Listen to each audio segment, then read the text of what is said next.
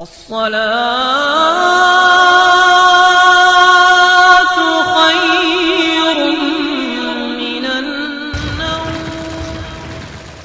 का जलसा सजाया है, बगदाद वाले गौस की महफिल सजाई है आपने।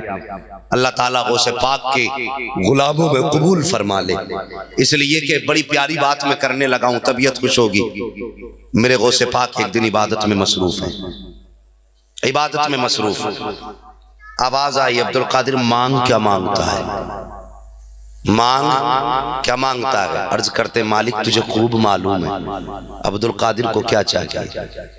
रब ने फरमाया अब्दुल कादिर मांगना क्या मांगता है, अल्लाह तुझे खूब मालूम है, तू दे देना अपनी मर्जी से। रब ने फरमाया अब्दुल कादिर उदास ना हो, जो तेरा नाम लेने वाला होगा, जिसके दिल में तेरी मोहब्बत होगी, मैं उसे आग में जलने नहीं दूंगा। इससे बड़ा इनाम और क्या चाहिए, मैं उसे आग में जलने नहीं दूंगा। अल्लाह अकबर। एक दिन गौसे पाक ने फरमाया मेरा कोई भी मुरीद जो कादरी होगा वो दोज़ख में नहीं जाएगा। सुभान अल्लाह। जो कादरी होगा वो दोज़ख में नहीं जाएगा। इतनी शान वाले गौस की महफिल सजाई है और मैं किस्मत पे नाज करता हूँ, मुझे बात करने के लिए बुलाया गया है। और खुशनसीब हैं जिनको गौसे पाक ने महफिल में सुनने के लिए बुलाया गया, इसलिए कि महबूब की महफिल को महबूब सजाते हैं। आते हैं वही जिनको, आते हैं वही जिनको, आप भी पढ़ लो ना पता चले आप भी नात वाले हो। आते हैं वही जिनको, सुभान अल्लाह, आते हैं वही जिनको सरकार बुलाते हैं। कितनी शान वाले गौस, तवज्जो करना, कितनी शान वाले गौस। अल्लाह अकबर। आपने कई बार सुना होगा, आपके वालिद का नाम क्या था, बोलिए बोलिए। माशाअल्लाह। हमारा एक भाई बोला है हलवा तो सभी खाते हैं, जर्दा भी सभी खाते होंगे, मुर्गा भी सब खाते होंगे, कुछ बातें याद भी रखा करो ना यार। ये कुछ बातें जिम्मेदारी में आती है, उनका खाते हैं, उनके अब्बा का नाम याद नहीं है। आपके वालिद का नाम हमारे एक भाई ने बताया अबू सालेह, यही है। तकलीफ में तो नहीं है आप लोग। हजरत अबू सालेह आपके वालिद का नाम। अम्मी का नाम, अम्मी का नाम फातिमा उम्मुल खैर। ताल्लुक रखा करो मौलवियों से, कभी तो धोखे में चले जाया करो यार मस्जिद में कि मौलाना आज कुछ नबी की बातें बता दो, आज गौसे पाक के बाप का नाम बता दो। ऐसी धोखे में चले जाया करो, काम ही हो जाएगा कोई ना कोई। हाँ, मैं सही बात कह रहा हूँ। फातिमा उम्मुल खैर बहुत बार सुना होगा। रास्ते में थे, दरिया के किनारे पे थे, सेब उठा के खा लिया। रोजे से थे, पानी से इफ्तार किया, सेब खा लिया। नमाज पढ़ने खड़े हो गए, नमाज में दिल नहीं लगा। क्यों? आज सेब बगैर मर्जी से जो खाया था। आज मौलवी साहब के पास आके कहता क्या करें, दिल ही नहीं करता नमाज पढ़ने के लिए। उन्होंने बिना मर्जी के सेब खाया। और ऐसे शख्स ने जिसका दिन रोजे में गुजरता था, रात इबादत में गुजरती थी, एक सेब बिना इजाजत के खा लिया तो नमाज में दिल नहीं लगा। हम दिन भर हराम के कितने लुक़मे खाते हैं, कोई हिसाब है कोई हिसाब? दुकानदारी अपनी हम देखें कितना हलाल कमाते हैं। अगर हमारे कपड़े का शॉप है ना, उसमें इतनी लाइटें लगा दी कि खरीदने वाला अंधा हो जाए। घटिया माल भी है तो एक नंबर का लगता है। ये बात हंसने की नहीं है, ये हमारा कौम का मामला है। बिजनेस के तरीके देखिए हमारे, इतनी लाइटें लगा दी ताकि खरीदने वाला अंधा हो जाए। आ गया 2 रुपए की चीज को इतनी लाइटें लगाई है कि वो 100 रुपए में बेची जा रही है। दुकान से बाहर ले जाने की इजाजत नहीं, इसलिए कि राज खुल जाएगा। बाहर हाजी साहब ने लिख दिया कि बिका हुआ माल वापस नहीं होगा। मालूम है ना, घर जाके हकीकत खुलनी है, फिर कटवा के वापस लाएगा तो वापस कैसे करूंगा, मेरी दुकानदारी बैठ जाएगी। बाहर लिख दिया कि साहब ये बिका हुआ माल वापस नहीं होना है, और लाइटों में अंधा करके कपड़ा बेचा है, और दुकान पे टाइटल से लिखा है हाजा मिन फजल रब्बी, ये मेरे रब के फजल से है। यार हम कितने बेवफा हैं, कभी अंदाजा लगाया अपने कारोबार का? हम लोगों को धोखा दे के बेचते हैं, कहते हैं हम मुसलमान हैं, आंखें फोड़ के बेचा करते हैं, कहते हैं हम मुसलमान हैं। लोगों को धोखा दे करके आंखों में उनके मिट्टी डाल के बेच रहे हैं, कहते हैं हम मुसलमान हैं। आप मुसलमान का किरदार देख, आका के गुलामों का किरदार क्या है। इमाम आजम का कपड़े का कारोबार है, आपकी दुकान थी कपड़े की। एक दिन अचानक शाम के वक्त में बादल आ गया, आपने दुकान बंद की, घर जाने लगे। किसी ने कहा हजरत अभी तो शाम भी नहीं हुई है, इतनी जल्दी दुकान बंद करके क्यों जा रहे हैं। आपने फरमाया देखते नहीं हो कि अंधेरा छा गया है, मेरी दुकान में रोशनी का इंतजाम नहीं है। कहा हजरत तो क्या हुआ। आप फरमाते हैं कहीं ऐसा ना हो अंधेरे में कोई कपड़े में धोखा ना खा जाए और कोई धोखे से गलत कपड़ा लेकर के अच्छी कीमत न दे के चला जाए, इसलिए मैं दुकान बंद करके जा रहा हूं। अब मुझे कहने दो, ये मुस्तफा के वफादार थे कि दुकान इसलिए बंद कर रहे हैं ताकि कोई धोखा ना खा जाए। हम दुकानों में लाइट इसलिए लगाते हैं ताकि कोई सच ना जान पाए। ओ लोगों, आशिक वो नहीं होता जो धोखा देता है, आशिक वो होता है जो सच भी बोला करता है, हक भी बोला करता है। सुभान अल्लाह, बेशक सुभान अल्लाह। कभी तुमने सोचा ये धोखा दे करके दुकानदारी की कमाई हुई दौलत से औलाद पलेगी, अंजाम क्या होगा? कभी ख्याल किया इस बारे में? और बात क्या करके कहते जी सुनो, हाँ कि मौलाना झूठ ना बोले तो बिजनेस में पैसा ही नहीं बचेगा, बिजनेस ठप हो जाएगा। अगर जान करके कहते हो तो कुफ्र हो जाएगा। मेरे नबी का फरमान है झूठ रोजी को खत्म करता है, और तुम कहते हो झूठ ना बोले तो रोजी नहीं मिलेगी। अगर जानते हुए ये कह दिया तो कुफ्र हो जाएगा, वरना हराम तो है।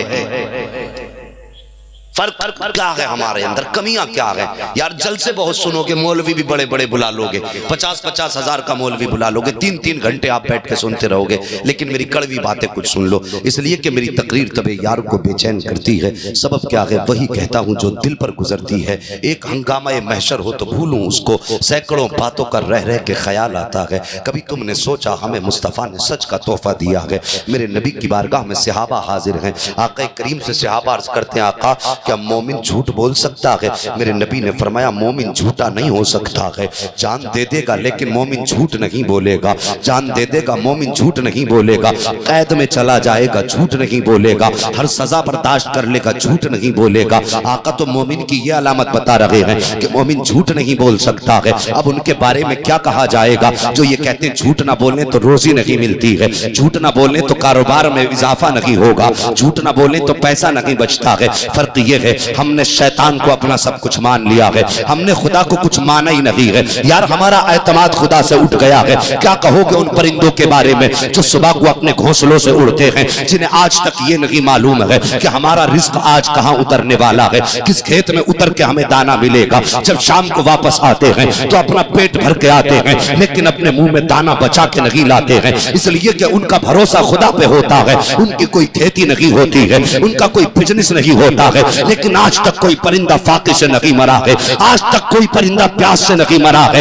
अगर आज के बाद कोई परिंदा तुम फाके से मरता देखो तो मेरी बात वापस कर देना। अब मैं चैलेंज के साथ कहता हूं वो मुसलमान फाके से मर सकता है जो झूठ पे भरोसा करेगा, वो मुसलमान फाके से मर सकता है जो अपने तरीके पे भरोसा करेगा, लेकिन वो मुसलमान कभी फाके से नहीं मरेगा जो अपने आप पे नहीं खुदाए पाक पे भरोसा करे। नारे तकबीर, नारे रिसालत, नारे गौसियत, मसलके आला हजरत हजरत अल्लामा मौलाना मुफ्ती हम्माद रज़ा साहिब क़िबला, नारे तकबीर, सुभान अल्लाह सुभान अल्लाह। नाराज मत होना, ये वो बीमारियां हैं जो हमारे अंदर हैं।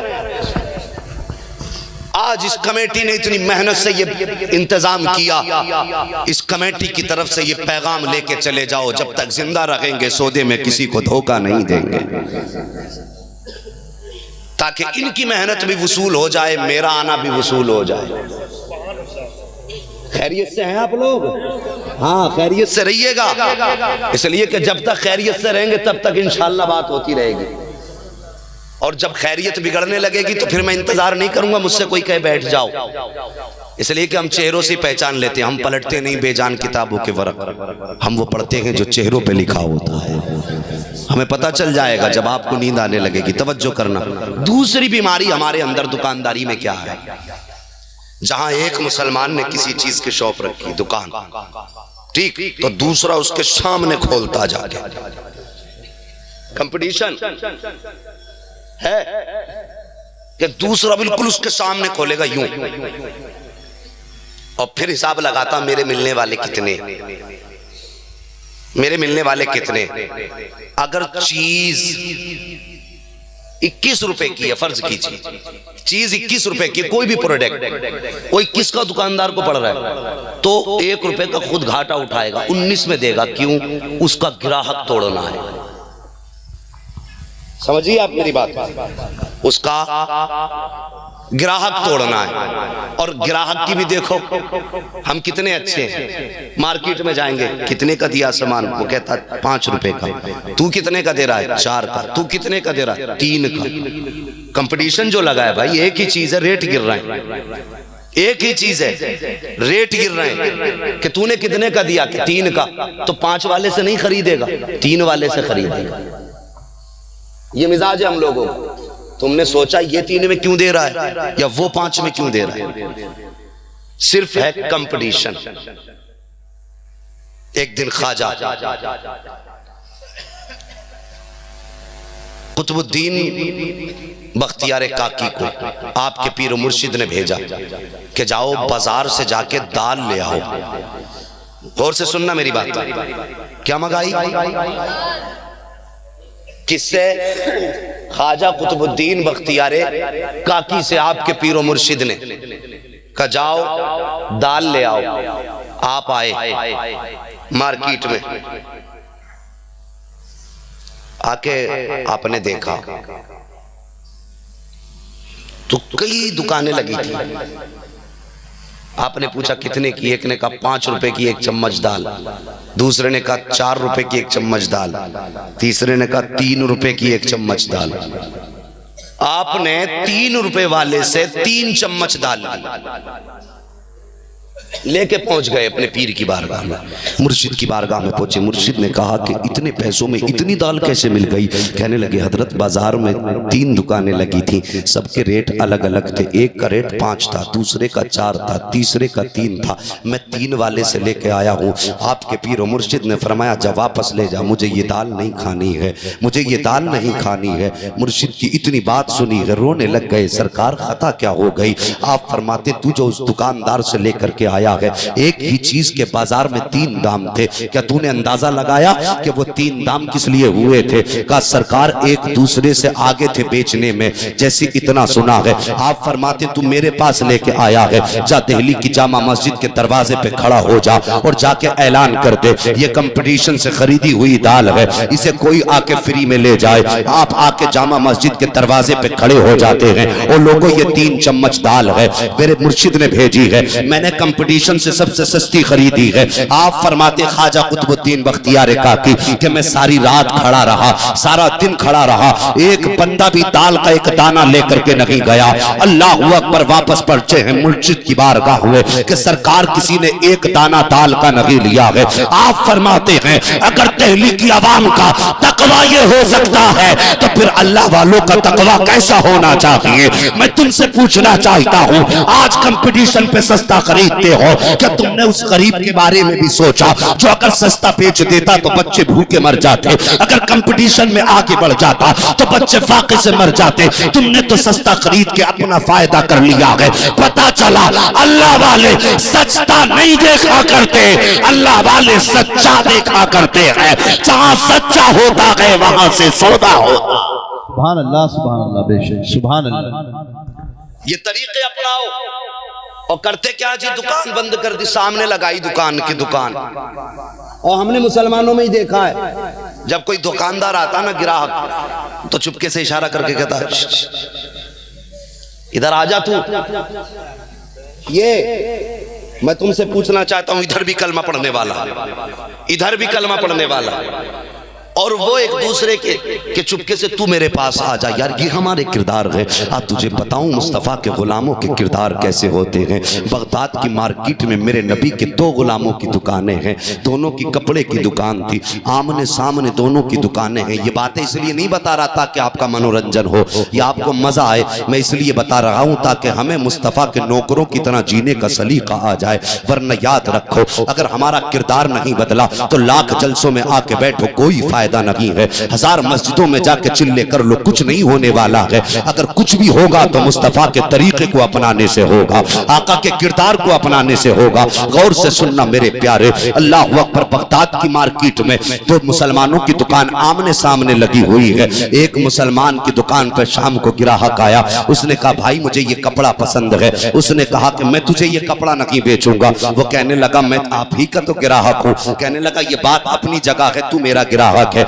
लेकिन ये कपड़ा मैं तुझे नहीं दे सकता। कहा क्यों नहीं देगा? कहा अगर तुझे कपड़ा खरीदना है तो सामने वाली दुकान पे चला जा। उसने कहा जितनी कीमत चाहोगे उतनी दूंगा, लेकिन कपड़ा आपसे लेना है। उसने कहा मैं तुझे ये कपड़ा नहीं दूंगा, अगर खरीदना है तो सामने वाली दुकान पे चला जा। अल्लाह अकबर। जैसी उसने इतना सुना है, कहता यार पता तो सही, दुनिया का दस्तूर ये है कि दुनिया अपनी दुकानदारी ज्यादा करना चाहती है, लेकिन तू है कि मुझे कपड़ा नहीं बेच रहा है, दूसरे की दुकान पे बेच रहा है। उस मुस्तफा के नौकर की आंखों में आंसू आ जाते हैं। आका का गुलाम आंखों में आंसू भर के कहता है यार तुझे क्या बताऊं, सुबह से मेरी दुकान पे इतने ग्राहक आए हैं कि मेरी दुकानदारी जरूरत के लायक हो चुकी है। जब मैं शाम को घर वापस जाऊंगा अपने बच्चों के खाने का इंतजाम करके ले जा सकता हूँ, लेकिन सामने जो दुकान लगी है ये किसी दुश्मन की दुकान नहीं है, ये भी मेरे नबी का कलमा पढ़ने वाले की दुकान है। मैंने सुबह से देखा है कि इसकी दुकान पे अभी तक कोई ग्राहक नहीं आया है। मुझे ये ख्याल आ रहा है शाम को मैं भी घर वापस जाऊंगा,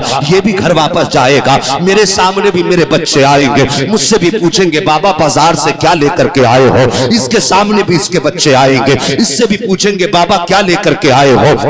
आका का नौकर कहता है कि यार मैं अपने बच्चों के लिए इतना सामान ले जा सकता हूँ कि उनकी खुशी पूरी हो जाए, लेकिन ये जो सामने मेरे नबी का कलमा पढ़ने वाला है अगर ये खाली हाथ जाएगा तो बच्चों का सामना कैसे करेगा। जब बच्चे इसकी कलाई पकड़ के पूछेंगे बाबा घर क्या लेकर के आए हो, तो वो मुस्तफा का नौकर कहता है कि आका के इस उम्मती का दिल टूट जाएगा। अल्लाह अकबर। इतना सुनना था वो आने वाला रोने लग जाता है और कहता है यार बता तो सही ये हमदर्दी आई कहां से है। तो मुस्तफा के नौकर ने कहा था कि बात सिर्फ सौदागरी की नहीं होती है, बल्कि बात जितनी है मदीने के ताजदार की बात है। मेरे आका ने फरमाया जो किसी का टूटा हुआ दिल जोड़ देगा अल्लाह उसको बिना हिसाब के जन्नत में दाखिला अता फरमा दे। सुभान अल्लाह, बेशक सुभान अल्लाह। बात समझ में आ रही है आपके? अल्लाह सलामत रखे आपको, लेकिन आप ये कोशिश कीजिए कि आप किरदार बेहतर करें, किरदार बेहतर कीजिए, अपने हालात बदलिए। अल्लाह अकबर। आज हम हराम के लाखों लाखों रुपए निकल जाते हैं, हमें फर्क ही नहीं पड़ता है। यह है कि नहीं हमारा मिजाज? लाखों लाखों रुपए खा जाते हैं। आज गरीब सी सकता है, अगर पड़ोस में किसी गरीब का खेत है तो फिर उसकी खैरियत नहीं है। अगर पड़ोस में किसी गरीब का मकान है तो फल अपने घर में खाते हैं, छिलके गरीब के आंगन में फेंकते हैं। यार हम कितने गए गुजरे हो गए, हमारा किरदार कितना गिर चुका है। क्या हम ऐसे ही बनाए गए थे या हमारा ऐसा ही अखलाक था जो आज हम कर रहे हैं? बदलिए अपने आप को, तरीका बदलिए। अल्लाह अकबर। हजरत अबू सालेह की जिंदगी देखिए, सेब खा लिया, तबीयत नहीं लगी नमाज में। अबू सालेह तूने सेब खा लिया है, पूछा तूने सेब किसके बाग का था? ये सोच करके जहन में ख्याल आया अबू सालेह चल तो दरिया के किनारे किनारे किसी बाग ही से तो टूट के आया होगा, बाग वाले से जाके माफी मांगेंगे। चलते चलते आप पहुंचे हैं ना बाग के करीब। उस बाग के करीब एक दरबान खड़ा था। आपने पूछा उससे क्या ये तेरा बाग है? उसने कहा नहीं मैं तो इस बाग में नौकर हूँ। कहा फिर बाग किसका है? उसने कहा ये बाग अब्दुल्ला सुमई का है। कहा वो कहाँ है? कहा वो अपने मकान में अल्लाह की इबादत में मसरूफ है। कहा उनसे जाके कह दो कोई जवान मिलना चाहता है। तवज्जो से सुनना प्यारे, बात बड़ी काम की बात बताने लगा हूँ। कहा आप उनसे जाके कह देना कि कोई जवान आपसे मुलाकात करना चाहता है। कहा ठीक है। वो अंदर गया, कहा हुजूर कोई जवान आया है। कहा काम क्या है? तो इस नौकर ने कहा कि हाथ में उसके हाथ उठे हुए हैं। उसने ये कहा कि मैंने गलती से सेब खा लिया है, मुझे इस बाग के मालिक से माफी मांगनी है। इतना सुनना था, अब्दुल्ला सुमई ने फौरन अपना बिस्तर छोड़ा है, उस मकान से बाहर तशरीफ ला रहे हैं। ऐसा लगता था कि जैसे आज बड़े जमाने के बाद किसी के इंतजार के बाद कोई आया है। ऐसा लग रहा था कि अब्दुल्ला सुमई को इस आने वाले का एक जमाने से इंतजार था। आप दरवाजे से बाहर निकले हैं, आकर के देखा सामने अबू सालेह खड़े हैं। जवान कैसे आना हुआ? आंख में आंसू आ गए। कहने लगे मोहतरम मैंने आपकी मर्जी के बगैर बाग का एक सेब खा लिया है, उसी की माफी के लिए आया हूँ। इतना सुनना था, आप फरमाते हैं तुम्हें मेरे बाग में कुछ दिन तक रखवाली करना पड़ेगी। पड़ेगी। आपने कहा मुझे ये शर्त मंजूर है। एक रिवायत के मुताबिक 7 साल आपने बाग की रखवाली की है, दूसरी रिवायत के मुताबिक 10 साल आपने बाग की रखवाली की है। अल्लाह अकबर, आपने इतने दिन तक बाग की रखवाली की है। जब ये शर्त पूरी हो गई आके खड़े हो गए, हजरत अब तो मेरी खता माफ हो जाए। आप फरमाते अभी भी माफ नहीं होगी। कहा फिर क्या करना पड़ेगा? आप फरमाते तुझे मेरी बेटी से निकाह करना पड़ेगा। अल्लाह अकबर, कितना बड़ा फैसला था। आप सोचने लग जाते हैं क्या करना है अबू साले, क्या करना है। फिर ख्याल आता है अबू साले निकाह नहीं करेगा तो ये खता माफ नहीं की जाएगी। अल्लाह अकबर, आपने कहा मुझे ये शर्त मंजूर है। उसके बाद कहा अब मुझे ये शर्त मंजूर है। फिर अब्दुल्ला सुमई कहते हैं जानते हो मैं जिससे तुम्हारा निकाह कर रहा हूँ वो लड़की कैसी है? आप फरमाते हैं अब पूछने की जरूरत ही क्या है, जब शर्त है तो मानी जाएगी। आप फरमाते फिर भी सुन लीजिए, आंखों से अंधी है, कानों से बहरी है, पैरों से लंगड़ी है, हाथों से अपाहिज है, मेरी बेटी कुछ बोल नहीं सकती, गूंगी है। इतना सुनना था, आपकी हालत खराब हो जाती है, आंखें बरसने लग जाती हैं। आप सोचते हैं अबू साले एक सेब खाया है, इतनी बड़ी सजा मिल रही है, एक सेब खाया है, इतना बड़ा जुर्माना देना पड़ रहा है, ये सोच करके रोने लग जाते हैं। अब्दुल्ला सुमई कहते हैं अबू साले अभी सोच लो फैसला क्या करना है, तुम्हें सेब की माफी चाहिए या ऐसी बेटी से निकाह करना है? अब्दुल्ला सुमई सोचते हैं अबू साले अगर लड़की अपाहिज होगी तो जिंदगी गुजर जाएगी, लड़की गूंगी होगी तब भी जिंदगी गुजर जाएगी, लड़की बहरी होगी तब भी जिंदगी गुजर जाएगी, लड़की अंधी होगी तब भी जिंदगी गुजर जाएगी। मगर पता तो सही अगर कयामत के दिन अल्लाह ने सेब का हिसाब मांग लिया तो क्या जवाब देगा? इतने ख्याल का आना था। कहते कि ए बाबा मुझे हर शर्त मंजूर है, बस इतना बता दे कि तूने मुझे माफ कर दिया। कहते बस इतना बताओ माफ किया कि नहीं। अल्लाह अकबर, कहा मैंने तुझे माफ कर दिया, निकाह कर ले। निकाह हो गया, घर में गए, बात तो सब जानते हैं। देखा वो तो बिल्कुल जैसा बताया उसका उल्टा मामला है। इतनी हसीन इतनी माजबीन कभी आपने कोई खातून देखी नहीं थी। वापस आ गए, कहने लगे बुजुर्ग साहब मुझे लगता है आपने धोखे से किसी और मकान में भेज दिया। कि धोखे से नहीं, मेरा ही मकान है। कहा आपने तो कहा था अंधी है, लेकिन वो तो लड़की उसकी आंखें भी थी। आपने कहा गूंगी, उसने मुझे सलाम किया है। आपने कहा लंगड़ी वो चल के आई थी। आपने कहा वो लूली, उसने अपने हाथ से दरवाजा खोला। ये कैसे हो सकता है? आप फरमाते बेटे तूने जाना नहीं है, मेरा कहने का मकसद ये था मेरी बेटी की जबान पे कोई शरीयत के खिलाफ जुमला नहीं आया, इसलिए मैंने बेटी को गूंगा कहा था। मेरी बेटी ने कभी घर की 4 दीवारी से बाहर कदम नहीं निकाला, इसलिए मैंने बेटी को लंगड़ा कहा था। मेरी बेटी ने हाथों से कोई नाजायज काम नहीं किया, इसलिए मैंने बेटी को लूली कहा था। मेरी बेटी की जबान, मेरी बेटी ने किसी गलत चीज को नहीं देखा, इसलिए मैंने उसे अंधा कहा था। कोई गलत बात मेरी बेटी के कानों के पर्दे से नहीं टकराई है, इसलिए मैंने बेटी को बहरी कहा था। अल्लाह अकबर। अब अबू साले मुस्कुराने लग जाते हैं। जैसे अबू साले मुस्कुराते हैं, हजरत अब्दुल्ला सुमई फरमाते हैं बेटे अबू साले ये रिश्ता मैंने नहीं किया है, बल्कि ये रिश्ता तो पैदा करने वाले खुदा ने किया है। कहते क्या मामला? आप फरमाते हैं जब मेरी बेटी पैदा हुई ना, फातिमा उम्मुल खैर, नाम याद रहेगा? अब क्या नाम है? सारे बोल दो, फातिमा उम्मुल खैर। कहते जब ये बेटी पैदा हुई ना मेरी, मैंने इसकी परवरिश की और मैंने इसके कदम देखे ना, मैं सोचने लगा अल्लाह इतनी पारसा बेटी दी है, इसका जोड़ा कहां से आएगा? का मैंने ये सोचा था, इतने में किसी ने गैब से आवाज दे के कहा था अब्दुल्ला सुमई उदास ना हो, बेटी को भी हमने पैदा किया है, इसके लिए एक तेरे लिए एक बेटा भी पैदा किया है। अल्लाह मिलेगा कहाँ का? परेशान ना हो, तेरे बाग में खुद आएगा, तेरे बाग में खुद आएगा। आएगा क्यों? कहा हम भेजेंगे। तो ये बाग में सेब का टूटना बहाना था, रब को हजरत अबू साले को हजरत अब्दुल्ला सुमई से मिलाना था, ये बहाना था। मिले, कहा ये फैसला रब का है। और जब ये दोनों मिले ना और ये चमन बना तो इसमें एक कली खिली जिसे दुनिया अब्दुल कादिर जिलानी के नाम से जानती है। सरकार गौसे पाक पैदा हुए। वो लोगों आपसे भी एक बात पूछ लूं मैं, मेरे गौस की अम्मी के पर्दे का आलम ये कि घर से कदम नहीं निकाला, क्या हमारे घर की औरतों का भी यही हाल है? घर से कदम तो नहीं निकालती हैं? हाँ बोलेंगे नहीं, इसलिए कि करीब करीब सभी मुजरिम हैं। सभी के निकलते हैं, मगर निकलते भी अलग अलग तरह से हैं। चचा आप अगर 1100 का जोड़ा ला दो तो कहेगी तुम कट के आ गए। ये अपनी मर्जी से 11,000 का ले आएगी तो कहेगी बहुत सस्ता लाई। इसलिए कि अगर आपके सौदे की तारीफ कर दी तो कल ही जाने नहीं मिलेगा। और कौम की बेटियों, दुनिया हमारे लिए सब कुछ नहीं है, आखिरत हमारे लिए सब कुछ है। तुम्हें भी तो सैयदा फातिमा ज़हरा का सामना करना है। कोई तैयारी की है तुमने? तुमने कोई तैयारी की है आखिरत के लिए? शादी में जाने के लिए 10-10 हजार के जोड़े पहन लेती हो। ईमानदारी से बताना, 10,000 का सूट पहन के कभी अल्लाह को 2 रकात नमाज शुक्राने की अदा की?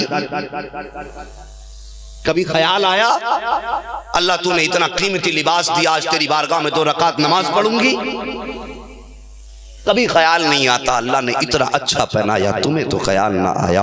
ओ लोगों, क्या कहोगे नबी की उस बेटी के बारे में जिसने सारी जिंदगी सब्र के सांचे में डाली है, जिसकी सारी जिंदगी सब्र और फाके के साथ गुजरी, जबान पे नाशुक्री नहीं आई है। और कौम की बेटी हो तुम, 10-10 हजार के सूट पहन लेती हो तब भी पर्दा नहीं होता है। नबी की उस बेटी की जिंदगी देखो जिसके बदन पे चादर थी, 72 पैबंद थे, लेकिन कभी खुले सर उसको आसमान ने भी नहीं देखा था। अल्लाह अकबर। मेरे नबी की बेटी जब घर से रुखसत होने लगी, मेरे नबी फरमाते हैं आ खदीजा जी आका, आयशा जी आका कि मुझे बेटी को रुखसत करना है, कोई ऐसी चादर ला दो जो नई हो, मुझे अपनी बेटी को आज दुल्हन बना के रुखसत करना है। अल्लाह अकबर। हजरत आयशा सिद्दीक़ा अंदर गई हैं, आके आंखों में आंसू है, अर्ज करती हैं सरकार घर में कोई नई चादर नहीं है, आका घर में सिर्फ एक चादर है जिसमें 72 पैबंद लगे हुए हैं। मेरे नबी ने कहा खदीजा आयशा वही चादर ले आओ। हजरत आयशा वो चादर लाई है।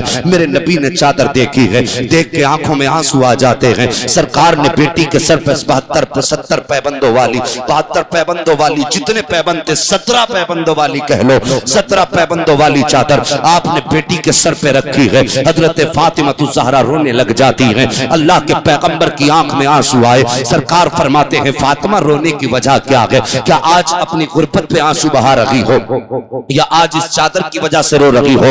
हजरत फातिमा ज़हरा का जवाब सुनो।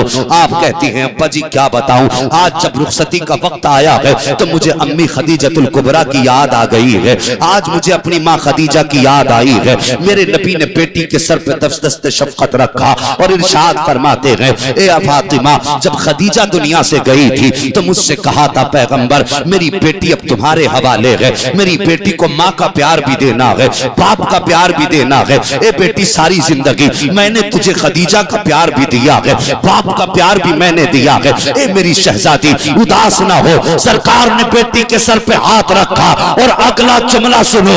आका फरमाते हैं फातिमा दिल थोड़ा मत करना, ये 17 पैबंद वाली चादर आज तू मेरे हाथ से लेके राजी हो जा, कयामत के दिन जन्नत की सरदारी का ताज अपने हाथ से पहनाया जाए।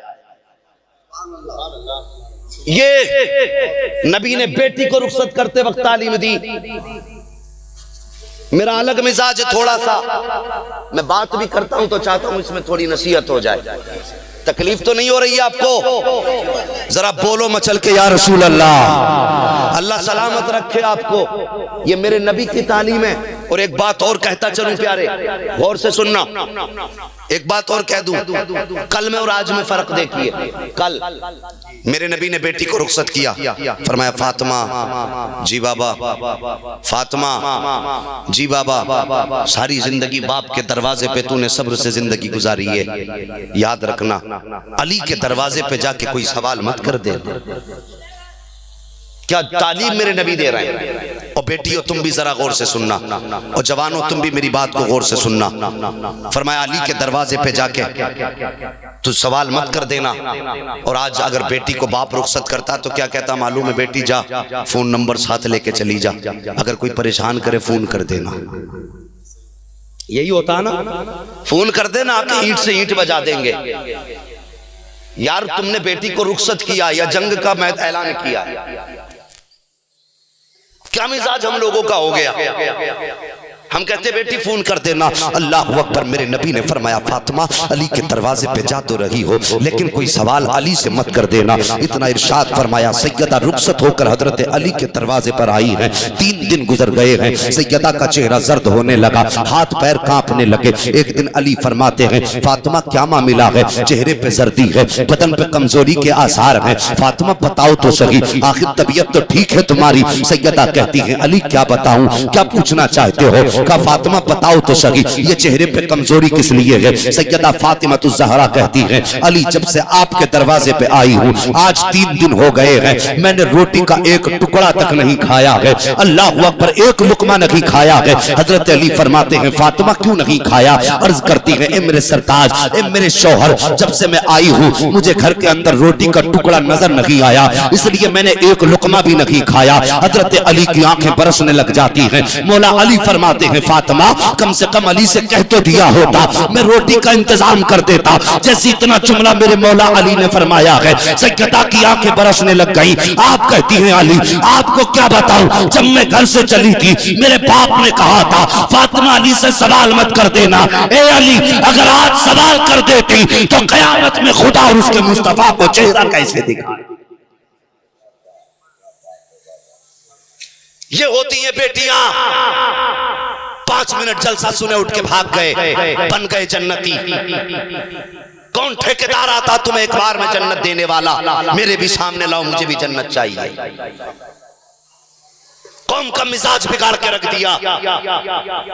10 मिनट बैठ जाओ जन्नती हो जाओगे। जन्नत का तेरे बाप की है, जन्नत है रसूल पाक की, और जन्नत उसे मिलेगी जिसे मुस्तफा चाहे। कान खोल के सुन लीजिए, तुम्हें नबी की महफिल में 1 घंटा बैठना गवारा नहीं है, फिर 50,000 बरस के बराबर वाले दिन शफाअत किससे मांगने जाओगे। मिजाज कौम का बिगड़ता जा रहा है। एक बार बैठेंगे हो गए जन्नती। कौन आया था वो मौलवी हदीस सुना के गया था, यार हमें भी तो बता दो, इतनी सस्ती जन्नत अगर मिलती हो तो हम भी लेंगे। क्या फैसला तुम्हारा, जन्नत इतनी सस्ती होती तो हजरत बिलाल कोड़े ना खाते। जिसे मेरी बात से इत्तेफाक ना हो खड़े होके बोल सकता है, या तो मैं उससे खुद समझ के जाऊंगा या उसे समझा के जाऊंगा। जन्नत इतनी सस्ती होती हजरत जुनैरा की आंखें नहीं निकाली जाती। जन्नत इतनी ही सस्ती होती करबला में मुस्तफा के खानदान के 72 लाशें नहीं होते। बहुत मुश्किल है जन्नत। अगर जन्नत को ढूंढोगे तो तलवार के साए में मिलती है जन्नत। बस कम से कम अपने आप को उनके इश्क के सांचे में तो ढालने हैं। 10 मिनट बैठेंगे, चलो भी हो गया काम, बन गए जन्नती, बैठिए जलसे। अल्लाह के बंदे जरा गौर कर, तुझे सिर्फ पैसे देखते हुए नबी नहीं देखते, तुझे उठ के जाते हुए भी नबी देख रहे हैं। क्या वो ये नहीं जानते जिसके लिए मैंने रातों रात सजदे में रो के गुजारी थी, आज मेरे लिए एक रात नहीं रुके। क्या लगता है आपको, मेरे नबी ने तो ये फरमाया मेरे उम्मती के पैर में कांटा चुभ जाए, उम्मती को एहसास बाद में होता, मदीने वाले को दर्द पहले होता है। इतना बड़ा कोई गमखार है नबी के अलावा? अरे यार वो इतने मेहरबान है, हम कहते हैं हम नबी के तब भी बेड़ा पार है, और मुस्तफा ये कहते हैं ये मेरे तब भी बेड़ा पार है। उन आशिकों की हर अदा पे उनकी नजर है, हर अदा पे उनकी नजर। अल्लाह अकबर। आला हजरत फरमाते और कोई गैब क्या तुमसे निहा हो भला, जब ना खुदा की छुपा तुम पे करोड़ों दुरूद। एक आशिक की बात याद आ गई, अगर थके ना हो तो बता दूं। अल्लाह सलामत रखे। मैं बड़ा खुश हो रहा हूं इसलिए कि मेरे हिस्से में क्रीम आई है। जितना छटना था वो सब निकल गया। अब मैं समझता हूं सिर्फ आशिक ही बचे होंगे। वक्त तो है ना कमेटी वालों भी? हाँ माशाल्लाह कह रहे हैं बहुत वक्त है। और पीछे वाले जो सबसे पीछे बैठे उनका क्या हाल है जी? अल्लाह सलामत रख के हाथ उठा के कह दो या रसूल अल्लाह। माशाल्लाह। ये देखो जी वीडियो में आओ मत आओ, कैमरा देखे ना देखे, ये तमन्ना लेके बैठो, मदीने वाला देख रहा है। सुभान अल्लाह। मदीने वाला देख रहा है। हम दुनिया को दिखाने के लिए नहीं, मुस्तफ़ा को मनाने के लिए बैठे हैं। सुभान अल्लाह। हम तो उन्हें मनाने बैठे।